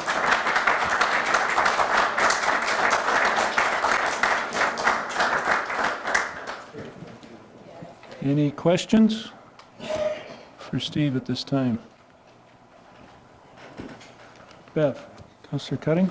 At the beginning of your delegation, you mentioned that the process was as much a surprise to you that was brought up for asking for Sunday hunting. So are you suggesting or telling us that the delegation was strictly from the Federation and from Peterborough, and they came in here to West Grey to ask for that? No, absolutely not. Oh. That was Brian McRae was contacted by local people of West Grey. He only found out about it at the last minute, which is why his video that was quoted in the last delegation was put up at the last minute while he was coming. I only found out about a couple of days prior. The delegation, Art Hawes, who also delegated in favor of it, I don't know when he found out about it either, because most of us were in the dark that that motion was even coming forward. Of course, when I heard about it and knowing how it had got put down 10 years ago, I made sure I was present that day. Didn't know the process, otherwise I would have signed up as a delegate speaker to maybe speak then. But after seeing how the process went and seeing the feedback or the negative feedback afterwards, I felt that, you know, even though I've never done anything like this before, I needed to speak up to have a voice for the people who really are trying to get trounced on in this case by others that I feel from the comments that I seen after, at the end of the meeting, in the public questions, in the comments that were recorded on the website from the next meeting a few weeks ago, that a lot of those were based out of a little bit of a lack of knowledge on just how the seasons operate, how hunting takes place, and most of it then gets drilled down into emotion out of, I don't want to say ignorance, but just a lack of general knowledge on how the activity is done. And so that's why I wanted to come and speak on this, to make sure that if there was questions that I can clarify for people why this activity is being done in almost 80% of the province on Sundays with no negative impact. South Bruce just put it in 2 years ago. No negative impacts there. Brockton's been in for half a dozen years or more. No negative impacts there. All it's done is help support people in that community and has not negatively affected anyone else. Anyone else has no, it's not like all of a sudden people started getting shot. And I know that's one of the big concerns. They think they're going to be out there and there's magical bullets weaving through the air that are going to hit them while they're partaking in their activities. Most of the time you're going to be out there, hunters aren't even going to be there. And if they are, so be it. They're going to be safe. That's what we're trained for. That's why we have a license. We can lose our rights to do that if we do something even out of accident. It's not like only if you're intentionally hurting somebody that you can be negatively impacted. An accident will lose our license. An accident can lose our access to firearms. So we have to be safe. We have no choice to be safe, but to be safe because it negatively impacts us when we're not. More than just the injury that can happen. Okay, thanks, Steve. Any other questions? Thank you very much, Steve. Greatly appreciate that. There is a notice of motion, and this procedurally, we can bring that forward as we did earlier in the meeting to bring Adam Kroll. What is on the agenda with the 2/3 majority of council voting to bring something up on the agenda or move it back on the agenda, movement on the agenda. So number 13 is new business. Is it council's wish that we move this up? I will need 2/3 of the majority to move that up. All those in favor of moving this forward? That's definitely the 2/3 that we need. Okay. Councillor Cutting, you've proposed a motion to reconsider 8518 at this point in time. Do you want to read it? Or do you want me to read it? Usually that's the way Be resolved that the Council of the Municipality of West Grey hereby rescinds Resolution 8518 passed at the March 19th, 2018 council meeting, moved by myself, seconded by John Bell. Two-thirds majority, just 2/3. 2/3 in vote, just 2/3 to introduce. Okay, because it was introduced. Okay. Just to rescind, no, it's just to rescind Resolution 8518, which was to petition the province for Sunday gun hunting. All right. Before we go, Councillor Cutting, I'm going to introduce this motion. It was moved by Bev Cutting, seconded by John A. Bell. Be it resolved that the Council of the Municipality of West Grey hereby rescinds Resolution 8518, passed at the March 19th, 2018 council meeting. Questions or comments? Councillor Cutting. Vote, please. Okay, recorded vote's been requested. Comments, Mr. Bell. John? Yeah, this, thanks to both of the parties for their presentations, appreciated. Both have good points, both have a couple of little flaws, but I'm not going to fight about that. I wasn't here for the other motion, as most of you do know, where I got a lot of information, and I'm not opposed to Sunday hunting. That being said, my grandfather hunted, my father hunted, my son hunts, and we have a lot of good times. What really got me was probably some of the gentlemen who came to me, who are both OFAH members and South Grey Hunter members, and do not want this to go ahead. So that's probably what got me thinking, and these gentlemen do control about 5,000 acres between 4 of them. And when the farmers, I guess, don't want Sunday gun hunting for some different reasons, they just got to stand up and kind of listen. So for that reason, I am on board to rescind the motion, but it is difficult. I voted no last time, and I am going to vote no again this time to not allow Sunday gun hunting. Please, respect. Councillor Hutchison. Doug? Yeah, I'd just like to say a few words. I'd like to thank Diane and Stephen for your presentations. Very thoughtful, makes you think, and you have arguments on both sides. I agree. I want to start by thanking all those in attendance, plus all those that have taken time to write emails or sign petitions. I had no idea that this topic was so contentious or dear to the people's hearts. I have received, along with the rest of council, over 100 emails on this issue, with the majority against Sunday rifle hunting. You may have seen in our package signed petitions of 300 names in support of Sunday hunting, although many are not residents, which some people have pointed out, while another has signatures of over 650, mostly residents, who are opposed to Sunday rifle hunting. Some of these are even hunters who say, we don't need it. I realize this is not about numbers, but I feel the majority of residents of West Grey have spoken and feel very strongly that Sunday should be one day free of gunshots. Many have expressed concern for their safety, which I feel most hunters are very conscientious about this also.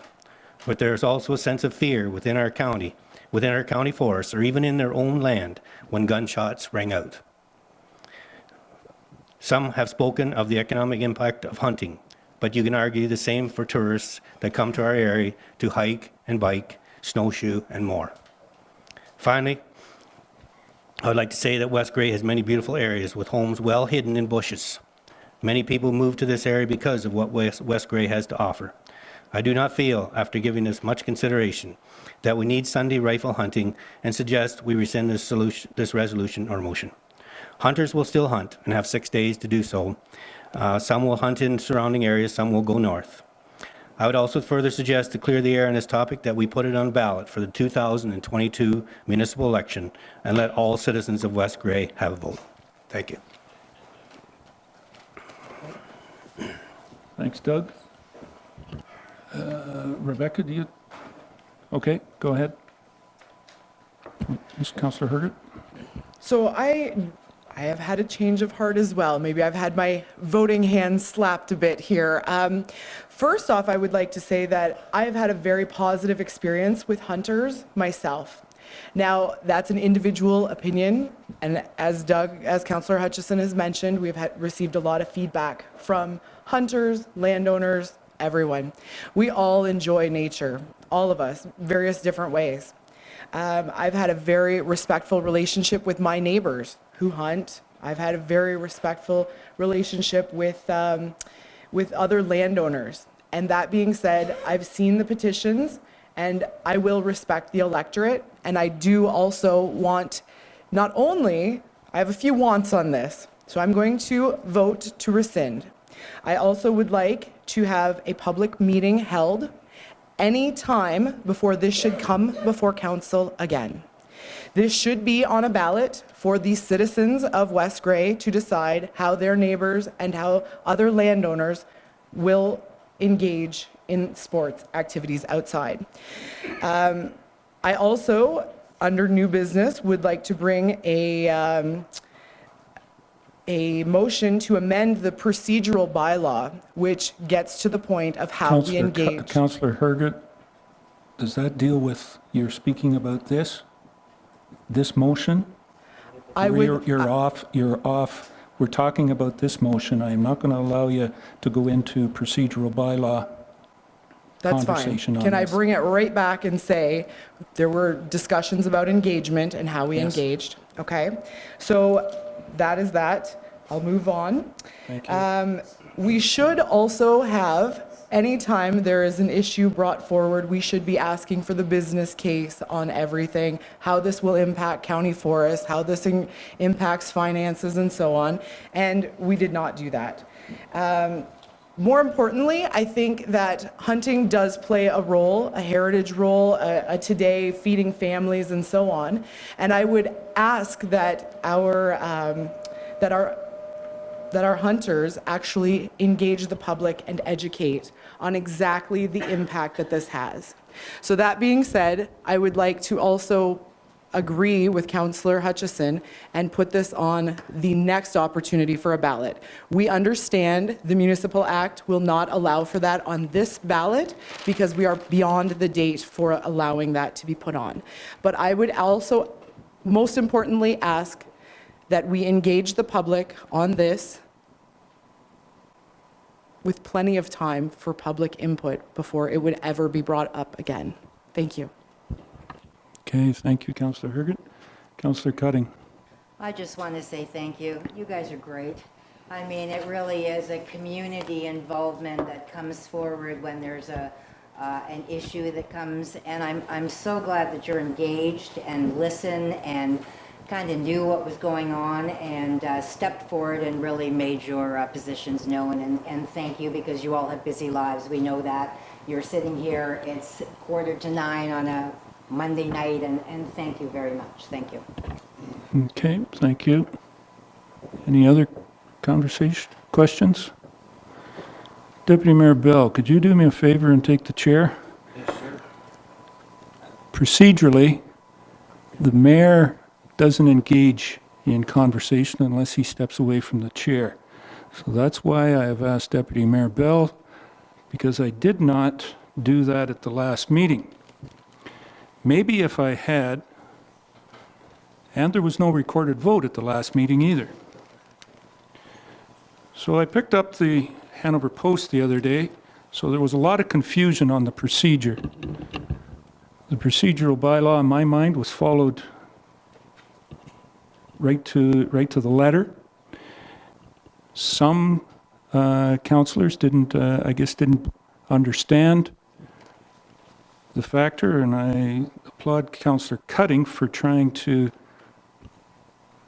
give us a bit of a break on that one. There's some things that are time sensitive and don't need to be set aside. I think the one here tonight with lacrosse. There's a few things that come across here that are time sensitive. If we tie the hands of council and say you can't deal with it on a presentation until the next meeting, probably to recognize the next chicken dinner or something of that nature. Point of order. Does this actually deal with Sunday gun hunting, or are we on procedure? Yes, it deals with Sunday gun hunting. Because this is how we've got to this point. Councillor Herget? I guess the biggest point is that after the motion was made, it is up to the mayor to support the motion of council, where council's going. Whether I agree with it or not, that's what leadership is. And I've got to say that there are things that are passed here that I voted against, but that's the will of the council. That's what your mayor is supposed to be, the spokesperson, and take that forward.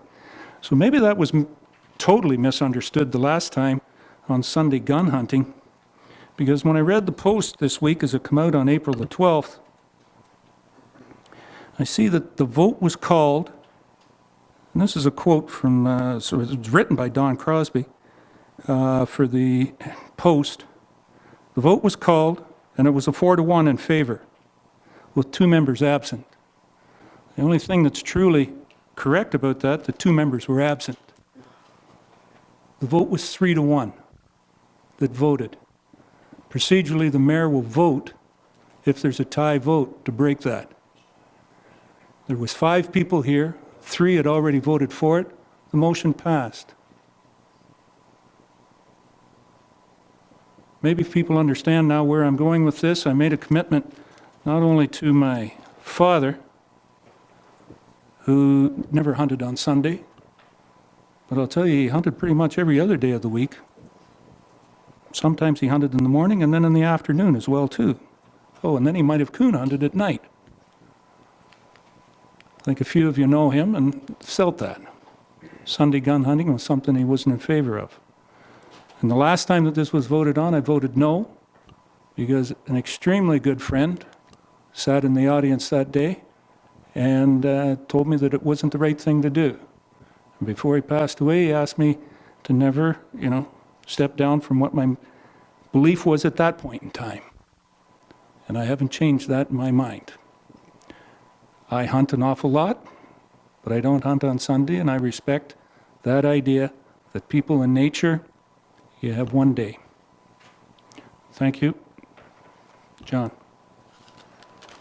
Any questions from council? Any on this issue? Any more questions? Discussion? Mr. Mayor, I'll give you back the chair. Very good. There's no more discussion. It's been asked for a recorded vote. Mark, please take the vote.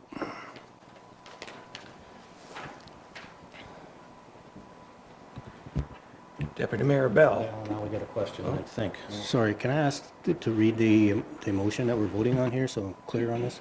Do you want me to read it? Yep. Okay. It's moved by Bev Cutting, second by John A. Bell. Be it resolved that the Council of the Municipality of West Grey hereby rescinds Resolution 8518, passed at the March 19th, 2018 Council meeting. Okay? Councillor Herget. Can that include some description of what that bylaw was, just in brackets even, that it would say Sunday gun hunting? I think the best place to put it would be that it's mentioned in here, in the bylaw,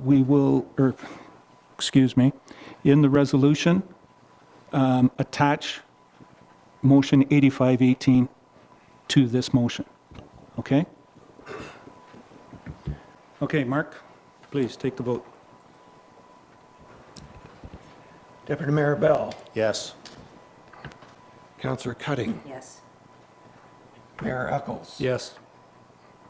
Councillor Hergert. Yes. Councillor Hutchison. Yes. Councillor Thompson. No. The motion passes 5-1. Very good. Mark, I'll ask that staff, at their earliest convenience.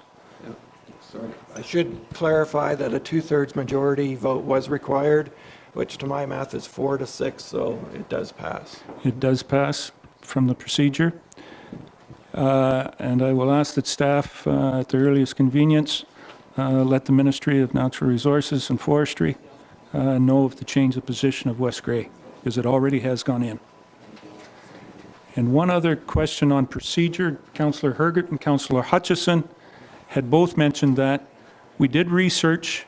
There was a suggestion that it be on the ballot for 2018. I think Councillor Hergert had mentioned that. I just wanted to be very clear. It's in Mark's report later on. That is not doable. It had to be declared by March 1st, and we are past that. So it'll have to be, according to the Municipal Act, what can be there. So I think both Councillor Hergert and Hutchison have said or stated it could be for going forward. Okay? I'm going to ask that we take a 5-minute recess. I guess you want me to sign this. Okay, take a 5-minute recess. Thank you very much.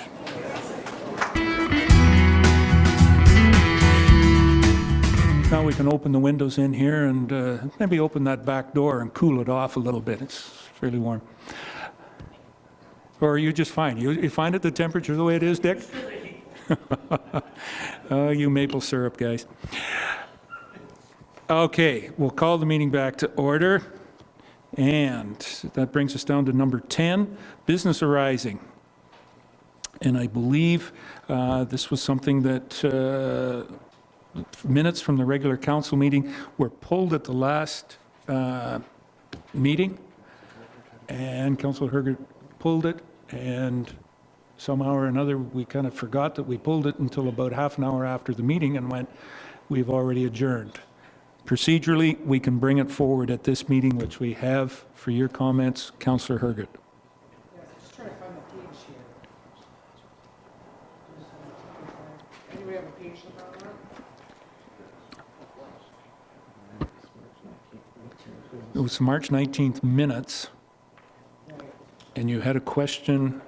Well, overall, I On just those thought that minutes. they were poorly written. They were not exactly our best efforts at recording the details of the minutes. I believe that they should be reread for accuracy. And specifically, there are a couple comments of my own that needed to be adjusted. Does anyone have the page number? So following up on page 159, regarding the Parks Committee minutes, have those been back to Parks yet? Have they been approved or amended? They were amended, but they have not come back into Mark yet, because our meeting was just on Thursday. Okay.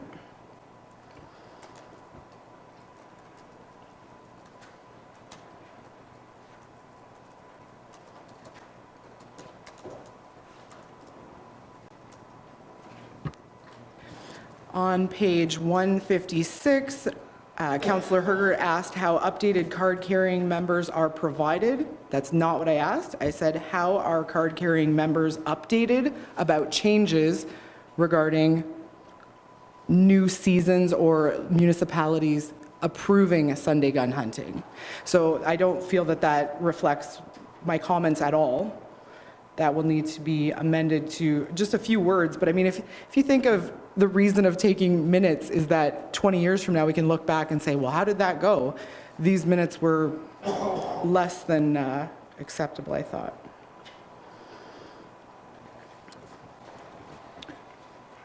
So the amendment you're suggesting, or Mark? Go ahead. Yes. Certainly, if they're your own comments, if you want to provide your proposed wording, I'm agreeable to that. I wasn't the author of these minutes, but I Right. did review them. I know typically, as I write minutes, I try to avoid as much as possible noting an individual member of council that speaks, because council speaks as a whole, typically.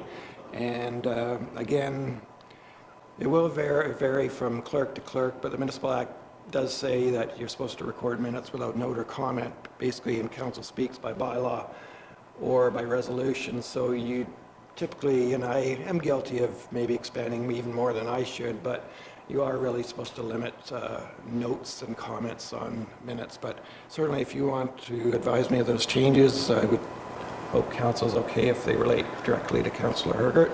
Yes. So can I provide those amendments to you? You'll put those in the next package as amended, and we can go from there. Yep. Thank you very much. That'd be great. Okay. Anything else on that? Rebecca? Okay. All right. So we'll look forward to those coming back with the necessary amendments for the next council meeting to be approved. All right. Then that brings us down to staff reports. And the first report we have, Director of Finance, Treasurer, Carrie, welcome. And the first thing is for the voucher.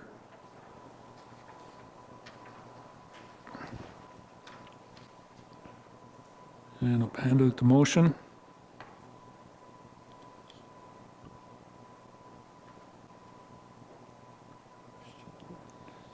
I think it's coming here. Yeah, I'll introduce the motion and then any questions.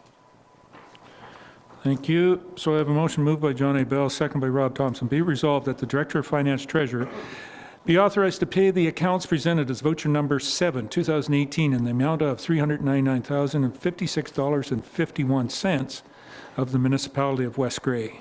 Any questions or comments on the vouchers? Seeing none, call the question. All those in favor? Any opposed? That's carried. All right.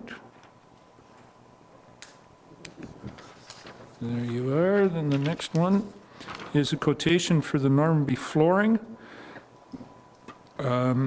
It's there. I have a motion moved by R. Herget, seconded by Bev Cutting. Be it resolved that the Council of the Municipality of West Garry hereby approves the quote from Cuneo Interiors Carpet 1 for replacement of the flooring at the Normanby Arena in the amount of $40,167.67 plus HST. Any questions or comments? Councillor Herget. Rebecca? Was this a tender process? Tom was able to get 2 quotes. That was all he was able to get. They were within $350 of each other. And how much did we have budgeted for this? 50,000. 15? 50. 50, right. Okay, good. Thank you. Okay. Any other questions or comments on this one? Meets all the purchasing requirements from our purchasing bylaw. Carrie? Yes? Call the question. All those in favor? Any opposed? That's carried.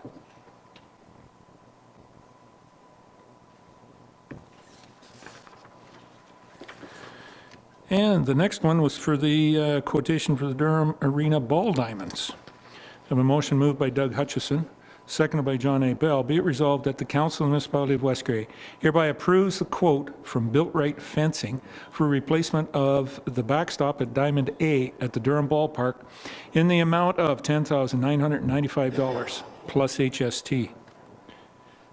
Questions? I'm going to start. John. I think there may be a slight mistake in this one that says this project will be funded from the Normanby Arena Hall renovation reserve. Sorry, With all, I can safely say there would be a bit of a war if that happened. Yes, no, that should not be Just there. in the court. It's not in the motion, thankfully, but it is in the Yeah, report. if we voted in favor of that, we'd be in trouble. Yeah. Okay, thanks, Carrie. So I It was part of the budget. He had 15,000 budgeted for it. Yes, okay. That was kind of your question too, Doug? Yeah. Yep. Well, you two moved the motion, so you must have thought it was a heck of a good idea. Okay. All right, pick up, yes. Just one of those. Computers are a wonderful thing as long as you're cutting and pasting the right stuff, right, Carrie? Okay. Enough of that. And Rebecca, you have a question? Tender process? He was only able to get 1 quote for this one. The other company that they were too busy and no one else would quote on it. It is the same price as the Diamond B that was done 3 years ago. 3 years in a row? Exact same price. So we're getting a deal. No inflation over 3 years. Okay. Different company, but no inflation. Great. Built Right had done the fencing on Diamond A, but he had worked with the other company when they did Diamond B, but it is the same price. Yep. Okay. All right. No other questions? I'll call the question. All those in favor? Any opposed? That's carried. Okay. And Carrie, you're telling me that's all you've got for us? Any questions of general nature for the finance director? None? Then we'll go down, then I guess to the next one is Director of Infrastructure, which starts on page 182. Yeah, there we are. Brent, your first one, is there any questions, comments on the bylaw dealing with bridge culvert load limits that Brent is putting forward tonight? Anybody got any questions on that? Rebecca? Go ahead, Councillor Hurd. Just a quick comment. This was taken up several weeks ago at the same time as the speed limit reductions. Is that correct? These are the same ones. I brought it forward for council's information. My bridge, I brought in a total bridge package dealing with the bridge condition indices sure. and things like that. All I'm trying to do is that they recommended that these bridges be load posted as soon as possible. So, and Mark pointed out to me that, Mark, help me out here, we've got to get the signs up before this becomes official, or there's a delay, or, Okay. I'm sorry, Mark. Yeah. Yeah. Okay. I just wanted to, Mayor Eccles, there's one structure that you quizzed me on. I wanted to bring in, you the answer to it. Structure number 47, originally posted 5-ton, then moved to 20-ton. You asked me what's going Yes. on there. That structure was replaced back in 1995, and from my understanding, and in talking with Tim, that posting was left there because the other two bridges were reduced in load postings. So rather than... Oh, we've got the wrong bridge. Have I? Yes. Sorry. Anyways, regardless, the bridge Okay. was... We'll talk about this one, and then I'll give you more The homework. bridge was, and the signs didn't get changed, so... Yeah, they're okay. just, don't ask me why the signs weren't changed. Anyways, Yep. The one I'm talking about is, as I said, just west, just off at 89. And I'm taking it, I think that's the base line. Over the South Saugeen, as it goes through there. yeah. And there only is one bridge in there. And we put a new, West Gray put a deck on that bridge. Bev, you were you here, John? Okay. Well, you do a lot of landscaping and deck work, yeah, in your job. Yeah, okay. Are you talking the one that's just north of 89 on side road, just east of the baseline? Yeah, it is east of the baseline, you're right. It's the side road just east of the baseline, Yeah. and I know what structure you're talking about. That's the one that's slated for closure whenever it Exactly. happens. Yeah. Yeah. So I was just wondering where, yeah, okay. And This is an all-inclusive. This includes Normanby as well. So Yep. I wanted to clean up the bylaw because we have two bylaws right now. I asked Mark for simplicity, rescind the previous two and come up with one that's all-inclusive. Comprehensive, very good. Any other questions on, before we introduce this bylaw later on in the meeting?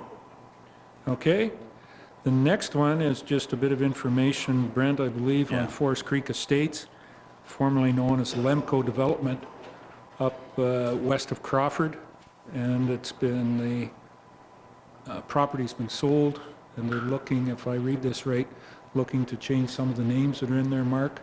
It was the first thing Mark did when he was hired in Bentinck Township 25 years ago. Oh, did you not want me? Yeah, he was 15 at the time. He started very young. And yeah, and he had to go see the barber a lot more than that. Then that's what he's telling me. I guess it's just here for information. Any bylaw will come back at the next meeting. Any concerns about this, Rebecca? Curious, there is one house in that area, right? Correct. So have they been given notice of this proposed change? The developer owns the house now. The developer owns the house. and Yeah, he's so asking. Perfect, there's thank you. there's no dwellings within the development currently that are going to have to deal with this street name changes. Yeah. So consider it just as a brand new development. Yeah. Okay. All right. And number 3, there's a motion there. This one is for the aluminum dump body. If you guys can quit arguing down there and sign it. Yes, while we're waiting on it, go ahead, Rebecca. Brent, we had this budgeted for? Yes. Yep. Yes. And how much did we have budgeted for? 15,000. Okay. Thank you. We're pretty much dead on. Okay. I know it's slightly over, but my truck chassis, I believe, came in under budget, so I'm still, the total budget line for that equipment, I'm still okay. Okay. I have a motion moved by Doug Hutchison, seconded by Rob Thompson. Be it resolved that the Council of the Municipality of West Gray hereby awards tender WG 1805 to Noble Truck Bodies for the supply and installation of an aluminum dump body at the tendered price of $15,250 plus HST. Doug? Just a question, Brent, have we dealt with Noble Truck Bodies before? No, we haven't, No? because we've only bought one truck body before from L-Equip. That was last year. So Okay. I have personally dealt Yeah. with Nobles in the past through Okay. So my you, prior previous affiliation employment. with Bruce County. all right. And I think Garrett County is probably, Before I was born. yeah, Before amalgamation? reputable company, and the rationale behind it is because of the distance mostly. That $305 difference, we'll chew that up very quickly on just transporting the vehicle down to Stratford with 2 staff to, and a vehicle to drive it down, and then bring the other staff back to leave it to get retrofitted. That's also not including if there's a warranty recall, we still have to take the truck back. And then I looked at the timelines. There's a 45-minute commute up to Shallow Lake versus an hour and 20 minutes to Stratford. So again, you look at the timelines, and I believe council would support, for that much of a difference, would support a local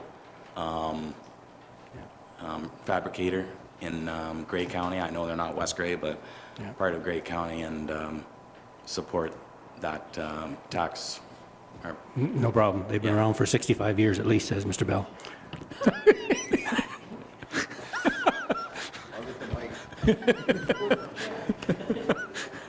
Yeah, you can apply next month. Okay, any other questions on this? Call the question. All those in favor? Any opposed? That's carried. All right.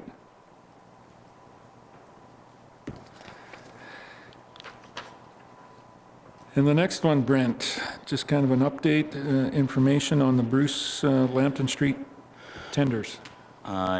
Yes, Your Worship. I felt council would need to know this. The tender closed this week, and we only received 2 bids. However, having said that, the lowest bidder was actually under the engineer's estimate, which he was quite pleased about. I was pleased about until I started looking at the breakdown of the cost share between West Grey and Grey County. Just to give you a rough idea, and I want to talk to Carrie, as I said in my report, to bring back to the Committee of the Whole regarding what we need to do as far as funding. On my particular roads, basically it comes down to almost a third between roads, sanitary, and water. Roughly speaking, out of that, I'm sorry, I didn't even tell you what our share is. Our share is about 1.8 out of that 2.6. So out of that 1.8, there's 630,000 roughly for roads, about 525 for water, and about 700,000 for sewer. Now, And the rest is picked up by Grey County. And the rest is picked up by Grey County. And I have to say, out of that sewer though, there is a provisional item that I'm really hoping, there's actually 2 large provisional items. One is dewatering of $76,000. If we build this, the strategy is hopefully we don't continue to get the weather that we have been getting, and we get it, I hate to say it, but I'm not wishing harm on the farmers, but I'm hoping we get a dry summer. They're hoping to get something dry between with now some and the 1st of modest rain June. when you need it. But anyways, no, again, I'm hoping we get a dry summer. That's we had to provide it as a provisional item because we just don't know. Well, we do know based on the subsoil geotechnical reports. Sorry, I'm having a hard time talking. Geotechnical reports indicate that there's ground or water levels within the strata that we're going to be digging because we're going to be in some pretty hefty depths. I'm hoping through a dry summer that would drive the water table down and hence be able to do that work without having to spend that money. It's a provisional item, but it's there. It's embossed in these costs. The other thing is the sanitary sewer between Chester and Lambton on Bruce Street. That again is a provisional item. We won't know until right now. I think council are aware that we have flow meters strategically placed around Durham to determine infiltration, and it monitors water. So what Rakesh is going to do, or GSS, we're going to take that data to look at to make sure that regardless, or take a look at that data and determine whether or not we do need to upgrade that section or not. I'm hoping not. That'll save us about 230,000 if we don't have to do that section. But again, it's included in here. It's in. So in short, Brent, can we say that we're still doing a bit of analysis on the tender before you bring it back to council to recommend approval? Yes, sir. Okay, thank you. But, yeah. Questions? John? Thanks, Mr. Mayor. Brent, nothing to do with the project, about the tender, I guess, and about the timeline. I'm just wondering, why is Moorfield asking for 30 weeks when our other tender said they could do it in 16? And 30 weeks, that's going to take us into December. Now, I don't think we want to pave in December.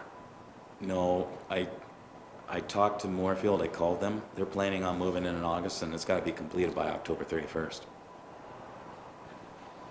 They're saying 30 weeks, but that's based on starting now. That's from the award of the tender. Yeah. I don't know why they did that, but they took the whole time between now and because I think at the time when they bid this, they weren't sure exactly where it was going to fit, you know, within their schedule. He confirmed with me last week. I called him and confirmed that. But in the tender, it was to be completed by the 31st. 31st, and then there's there's huge penalties every day afterwards. Okay, that's great. Thanks for clarifying that, because it looked a little... It does look No, I know. I I kind of struggled with that a little bit myself, but then Rakesh said he's basing it on starting now. That's great. And there, I know that we got to get the paving done before the 1st of November. You know that, I know that. And yeah, okay. I understand there's a company in Owen Sound that I think is doing the paving for Moorfield now, so that might hustle things up. I'm not sure, but could help. Company with green vehicles.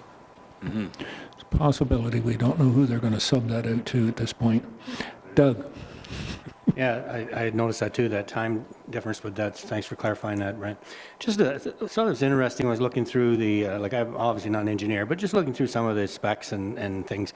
So for example, on page 190, the water main, 150 millimeter PVC DR18 water main, Moorfield is charging $47,000.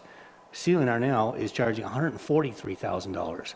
Like for chunks of pipe, why is there such a big difference? Like $100,000 difference. Like where are they getting? Is it some coming from overseas or something? Like doesn't make sense.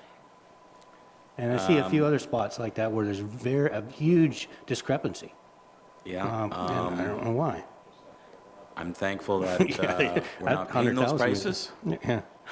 Because otherwise, the project would have been tabled or not awarded and retendered at a future date. I had already figured that if it was well above my budget, then or the engineer's estimate, we would have canceled the tender and retendered this fall or early 2019. No, I'm just wondering why there's such a discrepancy based on this. Should be similar pipe, right? Like, and why would there be such a? Even another example on page 193, 300 millimeter PVC SDR 26 storm sewer pipe.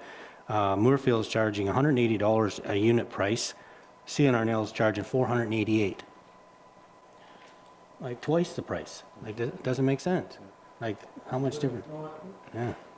I guess we wouldn't have known that had Moorfield not bid at all. We had one tender. Yeah, that's true.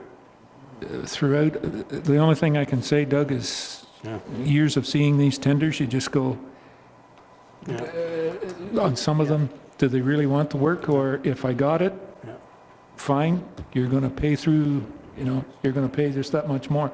I can't say, but well, I have another question. That's the way it looks. Another question with that traffic control. I'm not sure what all that involves, Brent. But for example, here Moorfield's charging $65,000 for traffic control. CNRNL is charging $208,000. What's traffic control? Like you mean signage detours? on site, bringing gravel in so the residents can get into their. Okay. Like it involves restoration at nighttime or even grading the road. Making the road passable at night. Like it's not supposed to be, my goal was not to have it totally impassable. Is at night it would be left in a one lane that could get through for the local emergency vehicles and things like that. Okay. Yeah. Okay, so I didn't understand what that is, but again, I don't see why there's such a discrepancy, but I mean, they're the guys that are doing the bidding, so I guess it is what it is. That's why we go out. Okay, Rebecca.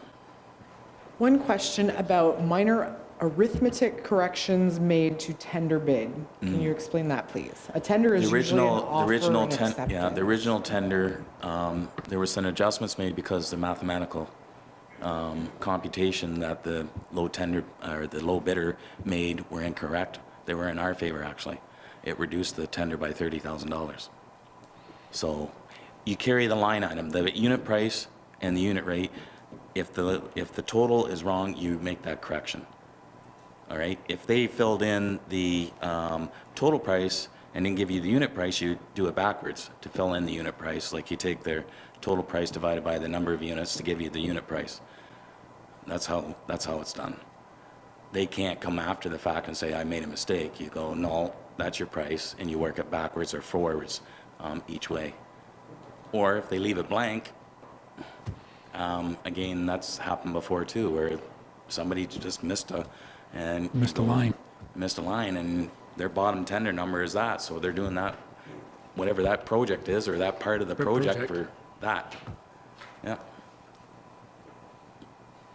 And I think that's what Brent, there's still a bit more of that to do before we get this before us. Yeah, there's I met with Transportation, Grey County Transportation today to review their cost sharing versus ours to come up, and we've got it narrowed down. I think we've got it figured out as to what our shares are with respect to the job.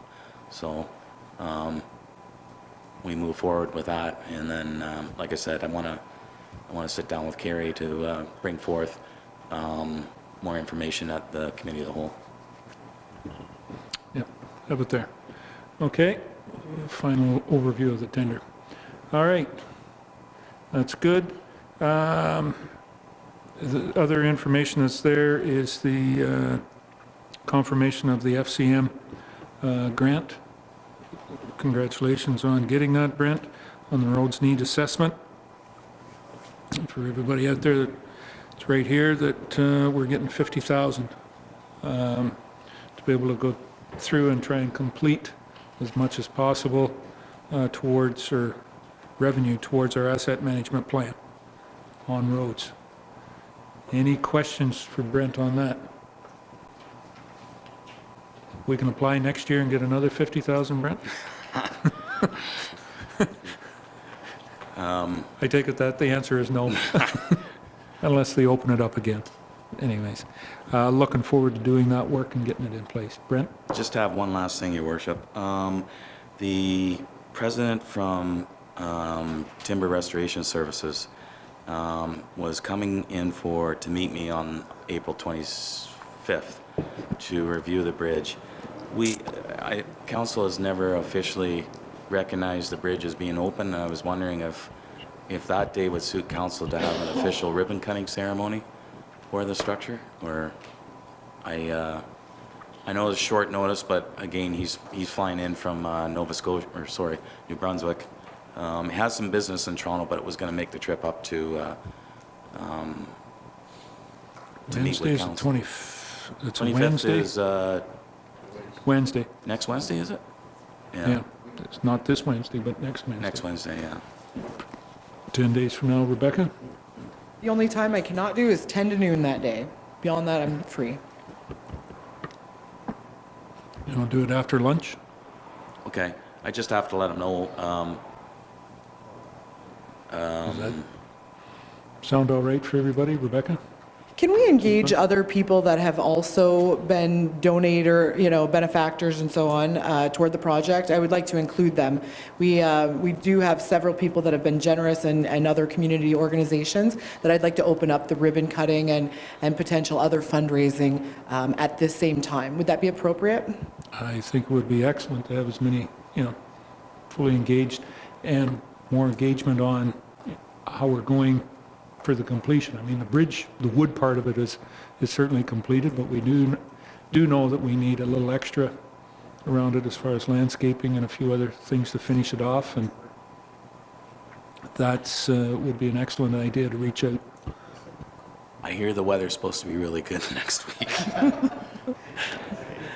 Everybody out there heard him say it. You just put yourself right. Is 1 o'clock okay? Does that sound?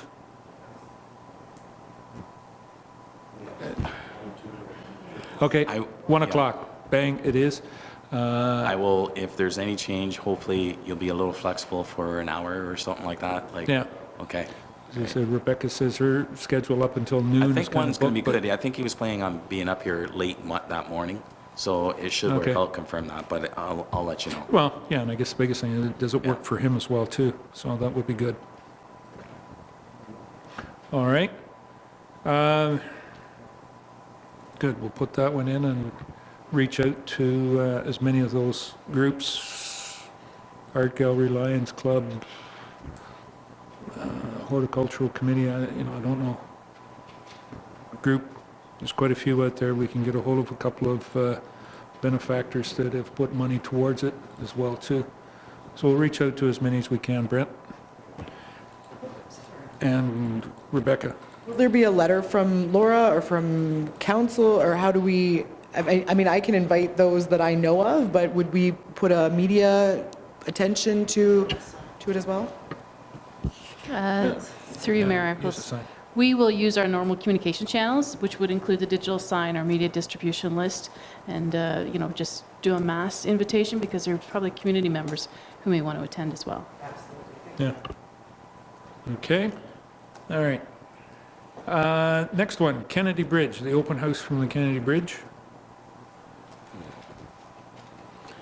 Actually, I'm sorry, I jumped ahead here. What page is that on, your worship? 185. Okay, thank you. Yeah, I thought you were down to everything, and that's why we went to the bridge opening, but, so the Kennedy Bridge public, I can say it was here, Councillor Hutchison, Hergert, and Councillor Thompson were here. Good interaction, good presentation, Brent. Congratulations on that. Some very good discussion, some important historical information that we had. So, I think it was very good and very well received, and moving it forward. And I thank you, the 4 councillors that were in attendance, for your support. I appreciate that. There's quite a few there. I've haven't spoken in front of that many people before. It's been, I'm trying to remember. No, I don't think I have. No, but anyways. Come to this side of the table, and you can do that on a regular basis. Yeah, besides not introducing myself at the beginning, I think that's the only thing. That was the only faux pas you had.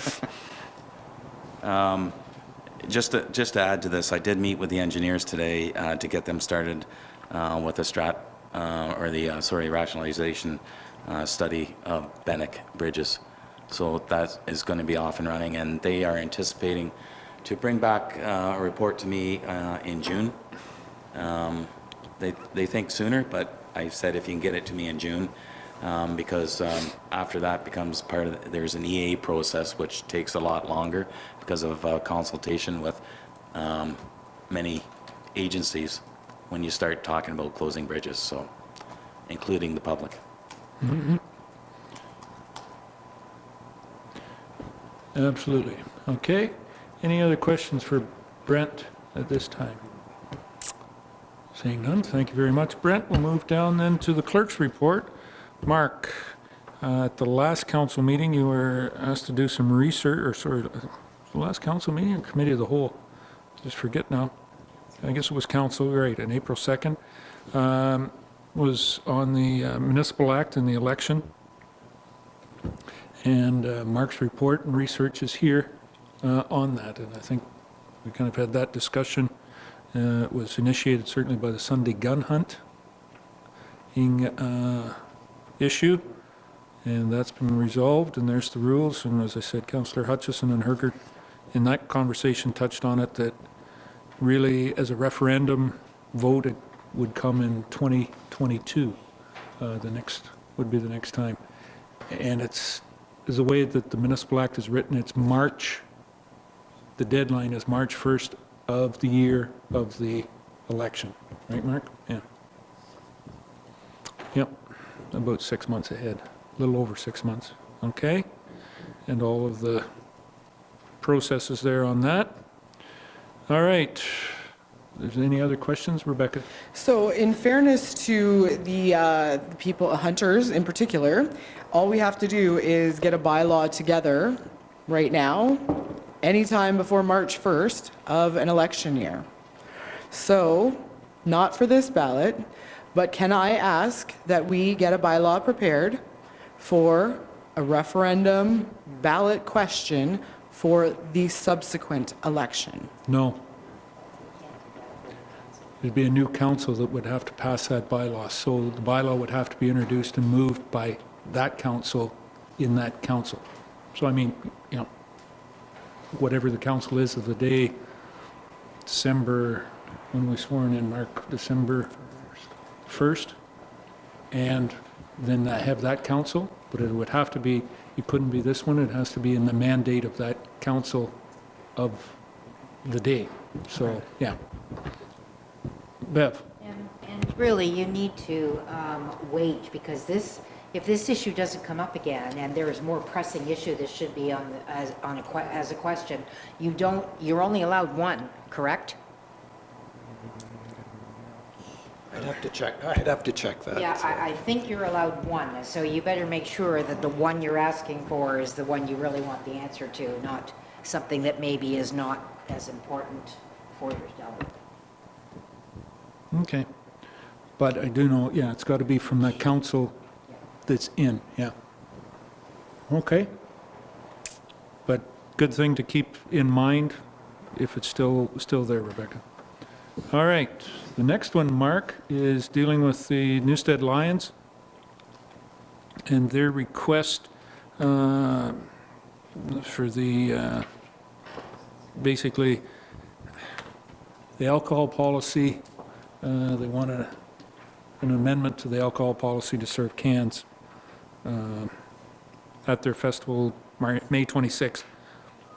Anything else? That has been approved in the past for a couple occasions at the Durham Arena, and I do have a resolution prepared if council wishes to entertain it.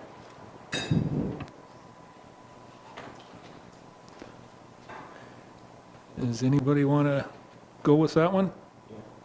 Okay, sounds like you got somebody down here that'll move it.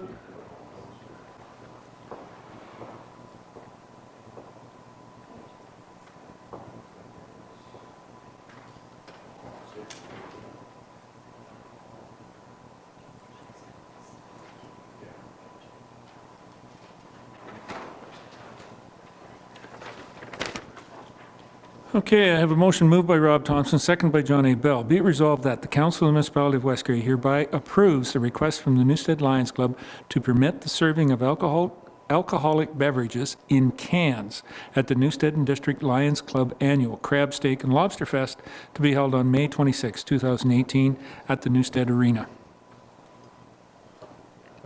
Any questions, comments on that? Call the question. All those in favor?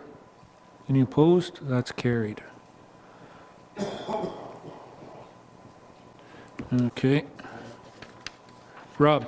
Just further. Just, yeah, quickly. I think whenever this alcohol policy is looked at again, or if we do the alcohol in the facilities, it's something that should be looked at, because we're getting more requests. It worked very well during Durham's homecoming, and the Thundercats have asked for that, and now the Lions. So it's a lot easier to handle the cans than it is the bottles, and it's a lot safer, I think. And you can crush the cans, and then, yeah, it's less work for everyone. You're right, Doug.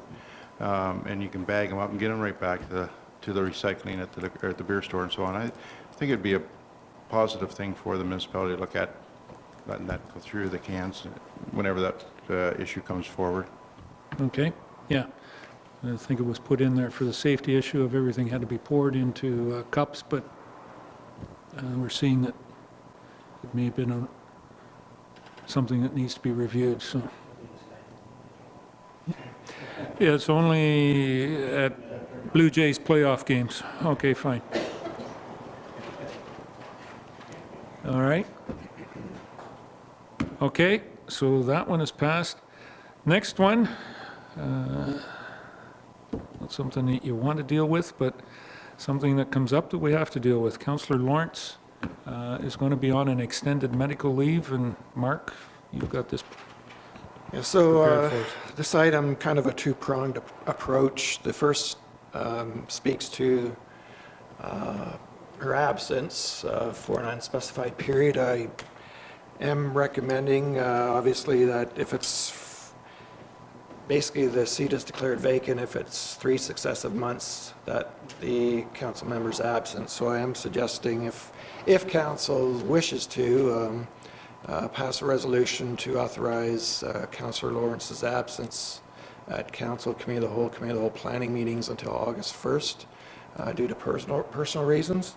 And then the second resolution, if council wishes to entertain possibly appointing alternates to some of the committees that Councillor Lawrence is appointed to. The one appointment I did not speak to in my report is the fairly recent appointment of Councillor Lawrence as an alternate on Upper Tier Council, meeting Grey County Council. So therefore, this is newer legislation under Bill 168 that lower tier municipalities can now appoint an alternate member if their representatives on county council, being our mayor and deputy mayor, if one of them can't attend, then you can appoint one alternate member, only one in the term of council. Now, unfortunately, there is no possibility to appoint an alternate member in Councillor Lawrence's absence to the Upper Tier Council. The only means of doing that during the term of council is if the seat actually becomes vacant. So that position cannot be filled in this term of council unless it becomes vacant. So that means, Deputy Mayor Bell, you've got to make every meeting.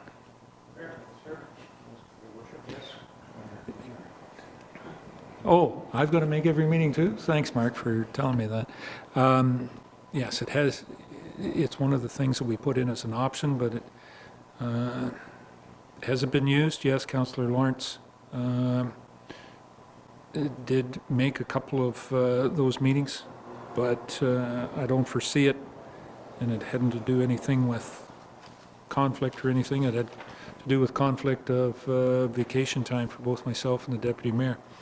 And we, I guess, really took advantage of Councillor Lawrence being there to represent us and schedule our holidays around that. We'll go back to the way we've done it for the last, that I've been on County Council the last 15 years. Schedule my holidays around County Council and West Grey meetings as well, too. So, Councillor Hergen. So I actually saw the CAO, Kim Wingrove, CAO of Grey County, a couple weeks ago at that mayor's forum. She was of the opinion that we could rescind Councillor Lawrence's appointment to the upper tier and then be able to proceed with a new appointment to the county as an alternate. Any comments there? I spoke with the clerk today, not to undermine, but after a bit more research, and as Mark had said, on this, because it's obviously a very new thing, and I think there's 5 other municipalities or 6 other municipalities now, John, that have appointed members. So it's very new and how it's working. I think we found out that the way it is written from the Municipal Act and copied into the Grey County procedure, no, we can't. Was what I got from the clerk and then speaking today. Go ahead, Rick. So can we ask up the chain to the CAO of Grey County what kind of, I don't feel that she would have misguided me there, but maybe there's other areas that are doing it by this rescinding of the appointment, and maybe that works somehow. So could we write a letter of inquisition to her, or not inquisition. Inquiring? Sorry, pardon me. Yes. yeah, it's getting there. Yeah, it's 9:30. Could we inquire up the chain there? Or if council wishes, I can certainly contact the senior municipal advisor from the Ministry of Municipal Affairs and get his or her opinion. Yeah. Maybe let Mark do a little more background work on it. Okay. Mark has a resolution here at this point in time, do we want to entertain the resolution before that? Does somebody want to move it? Go ahead. I would move that we defer it until we get comment back from the Minister of Municipal Affairs. Please and thank you. The first motion speaks to authorizing Councillor Lawrence's absence. It doesn't speak to the appointments. That would be a second resolution potentially. But they are married together in that you have to declare a vacancy right? In order to appoint another person, another party, up to the council, as we've just discussed, right? Yeah. They are intertwined. Well, the way it is, if we go through by a vacancy, that means we declare it vacant, then we have to go through a procedure to fill it before. Can we find out first what the ramifications are by making a vacancy? Because then, Mark, didn't you just say that if we do not declare it vacant, then we cannot appoint up? Okay, well, so I'm speaking of the council seat. Generally, if a member is absent 3 consecutive months, then that seat is declared vacant unless council itself authorizes that leave of absence. So I would suggest this is somewhat separate from the issue of the upper tier. When this comes back, probably next council meeting or committee of the whole meeting, and I have some further information on that, and if in fact there might be an opportunity to rescind Councillor Lawrence's appointment and appoint another member, then certainly that can be entertained through a separate motion as well. Go ahead. The only reason I ask and inquire is because I do feel that it is very important that we have 2 representatives at that county level when decisions are being made that affect us. So I just want to ensure that we have somebody sitting at the table there, and in this short period of time where Carol has been appointed to that position, it has been exercised several times. Multiple, they'll say. Twice. Right. And the appointment came how long ago? 2 months? February, Yeah. So in 2 months' time, we have been able to utilize that, and no penalties. I mean, things come up, right? And we want people to have a good balance, working home and so on. But can we find out the ramifications first? We do have 3 months, right, Mark? And this is a process that I'm quite familiar with. Go ahead. Sorry, and just to clarify for council, if in fact council authorizes her absence until August 1st, it doesn't preclude her from coming back earlier. Just to clarify that. Yeah. So, Rebecca? So I had made a motion to defer on both of these until after we can find out that information. Well, I'm not going to accept, I can't accept a motion to defer because I haven't got anything on the floor to defer. We're having kind of the discussion around it. So procedurally, until I get something on the floor, I can't defer. Go ahead, Mark. There's no rush in terms of the extended leave of absence for council. The procedure bylaw, though, also speaks to absence at committee level, and if the member misses 3 consecutive regular or special meetings, a committee can do a certificate to the clerk, who in turn advises council, who shall declare the seat vacant. So that is the other part of it that I did want to contact the committees that Councillor Lawrence is on to explain that, and perhaps for them to consider that action. We can bring it back. Well, we can bring it back, but the other portion is on the committees. Do we, Bev? Well, looking at these committees, she is a citizen appointee on the Durham Cemetery Board. Could that not go by? Well, we would look, my point on that one would be, it would be towards the Durham Cemetery Board to find, but Bev. To find a citizen appointee, exactly. So. Hold on, let Mark jump in there. And I was aware of the Durham Cemetery Board citizen appointment. I did speak to the secretary of the Durham Cemetery Board, and she did not feel that a replacement was needed at this time. Exactly. but it would have to come from, I think, really from the board. Yeah, from the because board, it's a- exactly. The Go ahead. multi-municipal wind turbine group, well, I'm on that group, and so we are represented, and you are the alternate, so that's why I no didn't put problem. it on. Right, Right. the municipal airport, Kevin, can you not just go back to the airport? You've been there for years. Can you not fly away?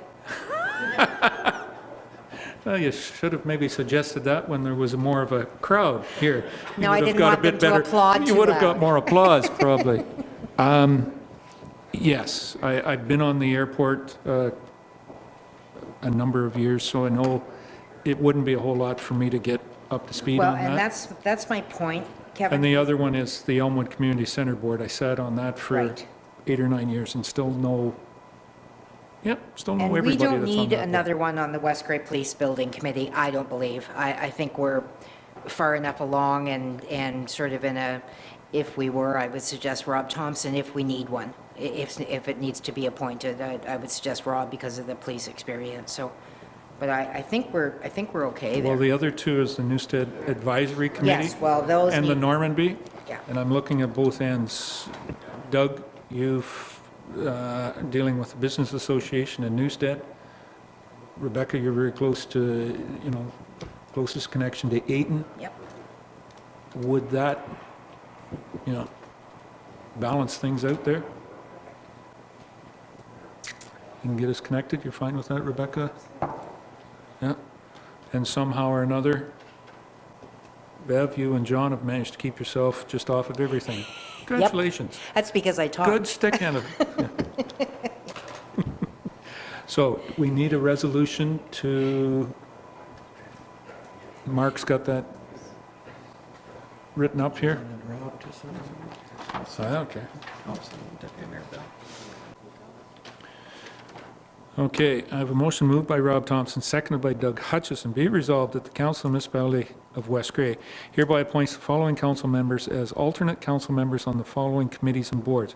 Elmwood Community Centre Board, Mayor Eccles. Saugeen Municipal Airport, Mayor Eccles. Newstead Recreation Advisory Committee, Councillor Hutchison. Normanby Recreation Advisory Committee, Councillor Herget. And further, that a bylaw confirming the above appointments be introduced for consideration for passing during the May 7th, 2018 council meeting. Rebecca. Did we get Rob Thompson there on the police, West Gray Police Service Building Committee? Bev is suggesting that at this point in time, it's not, he doesn't think that it would be a requirement. We have 2 members from council there already.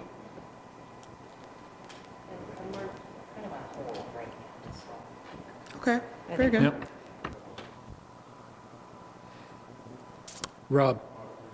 Just going to say, I do recall council make that decision that we had 2 members from council on that committee, and the third wasn't really required, but if there was an issue, I'm available. Yeah, exactly.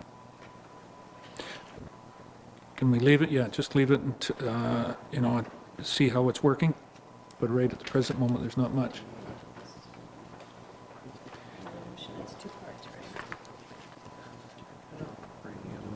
I think what Mark is saying is that we'll bring the other one when we find out the ramifications. Yeah. And I mean, this one is just a recommendation to do the bylaw, that the bylaw will come on May 7th. And this other motion, It's in effect now, but we'll just formalize yeah, if it's passed. if it's passed, but the other one would give us that on May 7th as well, too, Laura. Okay? All right, any other questions, comments on the motion? Call the question. All those in favor? Any opposed? That's carried. All right. That's it, Mark. Any questions of the clerk? Hmm? Oh, Rebecca? Yep. Well, not quite there yet, or... Okay, we'll get there. All right, we'll do bylaws. We have 3 bylaws. 44, 49, and 50. Mark? So bylaw 44, 2018 was tabled until a criminal record check was completed for the law enforcement officer. One has been completed satisfactorily, and so I'm recommending council proceed with the bylaw. I'll speak maybe later if it is lifted from the table. That is a motion that will be required. Did we, just procedurally, did we give a reading, first and second reading to this? Yeah. It was first and second reading that we gave. I think it was, Three. It was tabled. it was tabled. Okay, all right. I stand, That's what I was told. I wasn't here. yeah, all right. I thought that we'd gone through first and second and wouldn't give a third reading. Anyways, it's all on the procedure. Need to pass that to, Rob?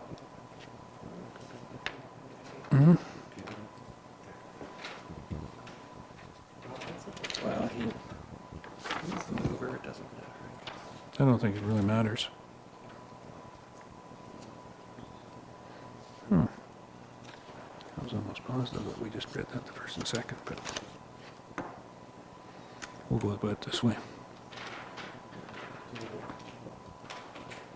Okay, so I have a motion moved by R. Herget, seconded by Rob Thompson. Be it resolved that the Council of the Municipality of West Grey hereby lifts Resolution 9318 from the table.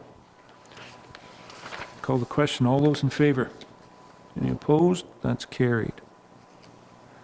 Okay. And pass out those other ones marked, get them signed as well too. I'll speak to that one. Or do you want to introduce it? I'll introduce it, and then if there's any questions. So I have a motion moved by Rob Thompson, seconded by Doug Hutchison. Be it resolved that bylaw number 44, 2018, being a bylaw to appoint a municipal law enforcement officer to enforce bylaws of the Municipality of West Grey, be now read a first, second, and third time, passed and numbered, and that the said bylaw be signed by the mayor and the clerk, sealed with the seal of the corporation, and be engrossed in the bylaw book. Comments? Mark? Yeah, just to draw attention to one amendment contained in the agreement. I had spoken to, before the agreement was drafted, of course this is between the Township of Chatsworth, Municipality of Grey Highlands, and West Grey. Section 1.2, I had requested to be changed to November 1st of 2017 because Ms. Watson's contract had actually expired October 31st, and she was gracious enough to extend the contract on the same terms, remuneration as existed prior to October 31st. And what was missed is section 3.1, which didn't follow through with 1.2, which spoke to the agreement commencing November 1st.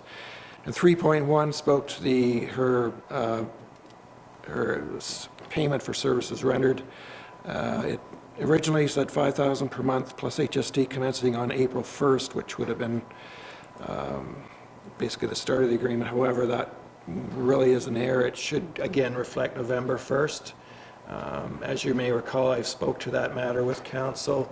Her original contract was supposed to have been based just on property standards enforcement, but she willingly obliged the municipalities and provided bylaw enforcement as well at that lower remuneration with the prospect of this higher per diem being paid, and that was certainly conveyed to her that after October 31st, she would be paid retroactively that amount.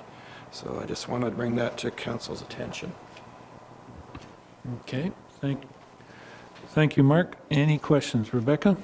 How does that affect our budget for last year? Clearly, we'd be spending more money than we did last year on the same service, and being retroactive, it must change the amount of, well, even budget for this year that we've allotted. Go ahead, Mark. I did advise the treasurer of that matter taking place quite a while ago. I believe that's been accounted for, or will be accounted for through the finances of the municipality. Again, it's just a matter of fairness, as for the reasons stated a minute ago. Yes.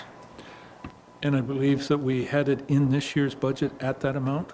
We knew that. So this year's budget's fine. It's for the 2 months of 2017.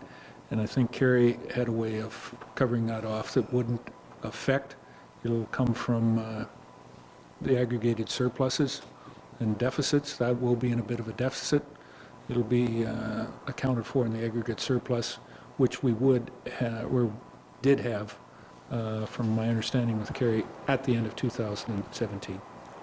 Rebecca? The only last remark in reviewing this is the Municipality of Grey Highlands mayor is Paul McQueen, still, not Steve McQueen. Just going to point that out. Is that right, Steve McQueen? Well, that's what you've got in there, Steve, and it's Paul. I didn't draft it, but Yeah, somebody else drafted it, I know. that'd be pretty cool. Yeah. Have to be amended as well. Yes. The mover and seconder fine with saying as amended, so that we've got a... Well, I don't know what cemetery he's in, but he's still in a, he's still on cellulite, if you want to see it on a movie, but you're not going to see him live anymore. Okay, as amended? Yes. So has the Municipality of Grey Highlands already passed this? They did actually both pass the agreement with the April 1st, and I brought that to their attention, and yes, they did admit that that was an oversight, and they will be bringing that back. Well, I said if this agreement is passed by council, I would forward them the signed agreement for them to sign afterwards, so they seem to be in agreement to do that. Okay. All right. So the bylaws on the table. Any other questions? Call the question. All those in favor? Any opposed? That's carried.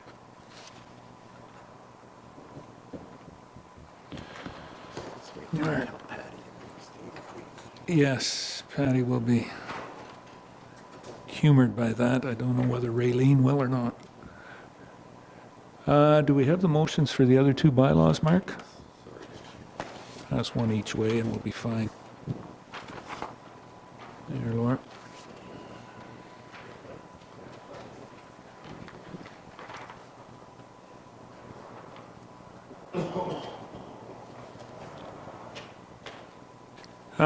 The next one, 49, is the one that we spoke with Brent about the municipal bridges. Moved by Doug Hutchison, seconded by Rob Thompson.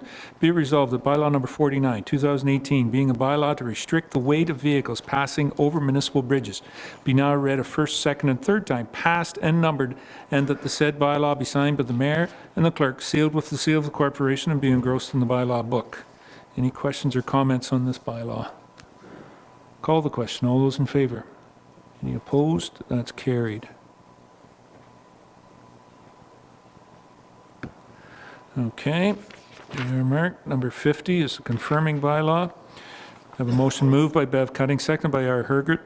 Be it resolved that bylaw number 50, 2018, being a bylaw to confirm the proceedings of the April 16, 2018 council meeting, be now read a first, second, and third time, passed and numbered, and that the said bylaw be signed by the mayor and the clerk, sealed with the seal of the corporation, and be engrossed in the bylaw book. Any questions or comments on this motion? Call the question. All those in favor? Any opposed? That's carried. There we are. That's it for bylaws. New business. This is, the motion that was there, of course, was moved up. The notice of motion and dealt with. But Councillor Hergert, you have another new business that you would like to introduce? Yes, I was hoping to amend the procedural bylaw 20-2018. I feel that there are a few changes, especially in light of the discussions, particularly around Sunday gun hunting, just the timing of when an agenda comes out and how much notice.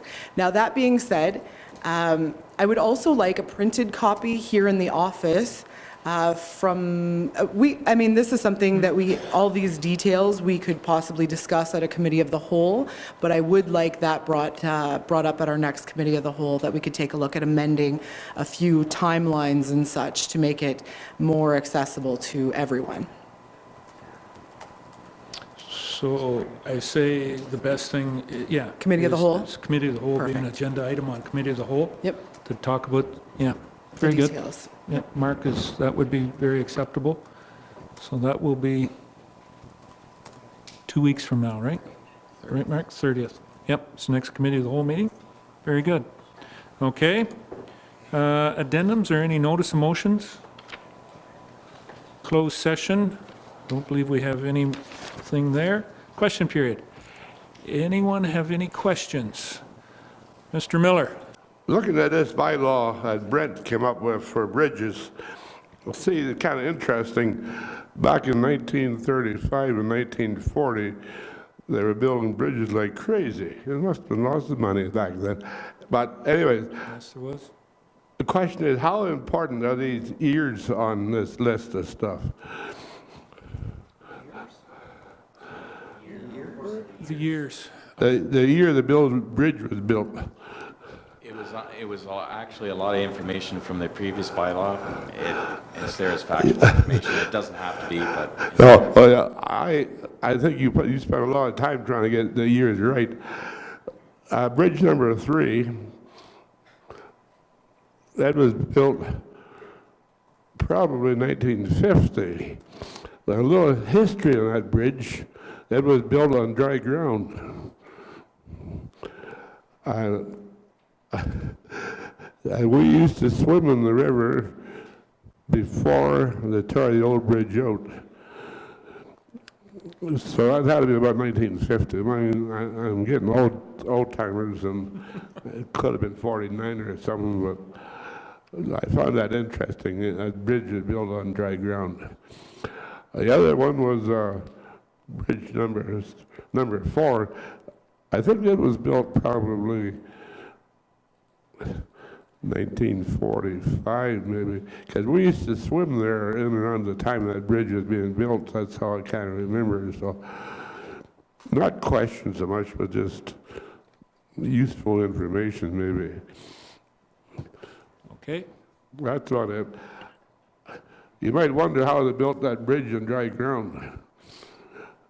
The river took a little loop there originally, where the bridge used to be on the road. Yes. So they built the bridge about 100 feet from where the old bridge was, and then they cut a channel through from the loop in the river. That's why the Conservation Authority, was a different time. They allowed them to do that back then? They just did it. No comment. Okay, any other questions on tonight? Stephen, yeah, if you could, please.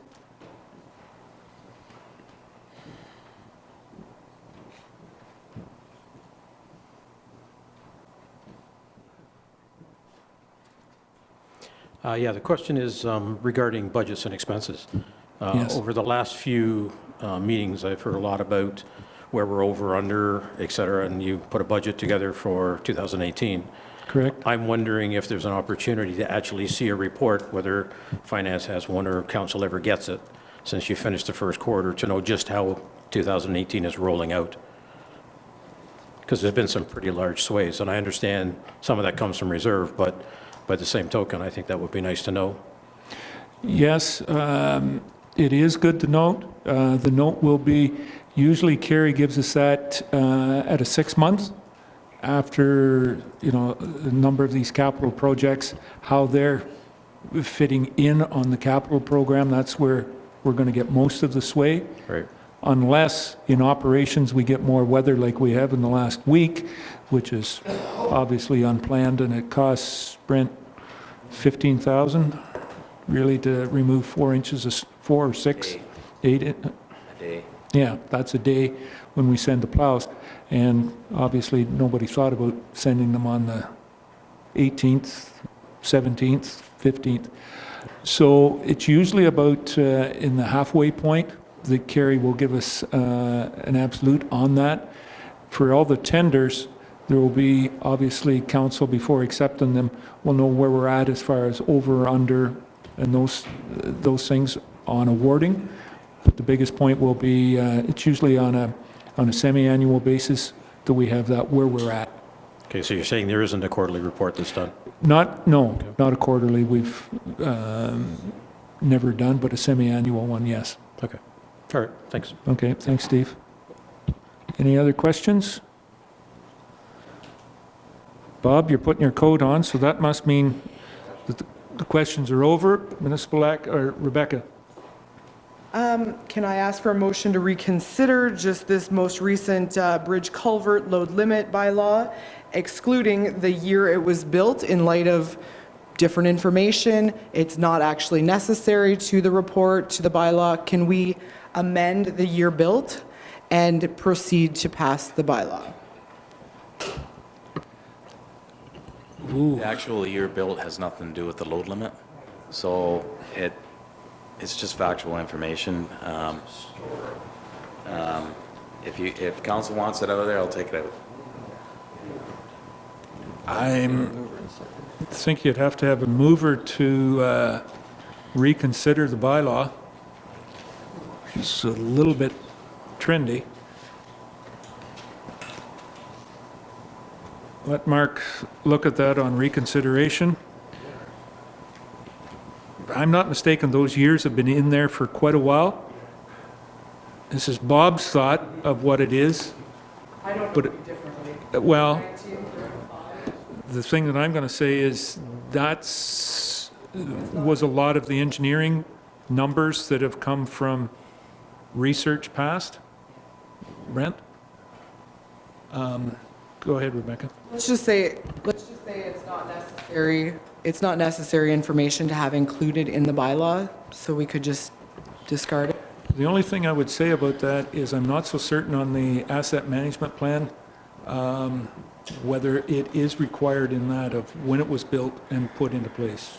If I can add, it gives factual information to understanding why the load limits are there. If you're looking at the load limit and you look across and look at the year build, it kind of gives you an understanding why those load limits are there and what type of bridge it is. So it does kind of go kind of hand in hand. You're right. It's not really required for the bylaw, but the load limits are there, and that's what the bylaw is stipulating. It doesn't talk about any of the other information. It just talks about the load limits of those bridges. So we've got extra information in there. And like I said, it was there in the previous bylaw that was passed in 2006. So I was just following along with what was previously given. Research was done then. Can I leave it this way, Rebecca, that staff will do just a little bit of research? I think it has something to do with the asset management. On our asset management, I believe it says we shall have the date of purchase, and then going forward from there on depreciation of assets. But maybe we should check with Carrie. That's, why I think the number is important on those years. And find out, maybe and do a little bit of research. We may find out that, Bob's older than what he thinks he is. Yeah.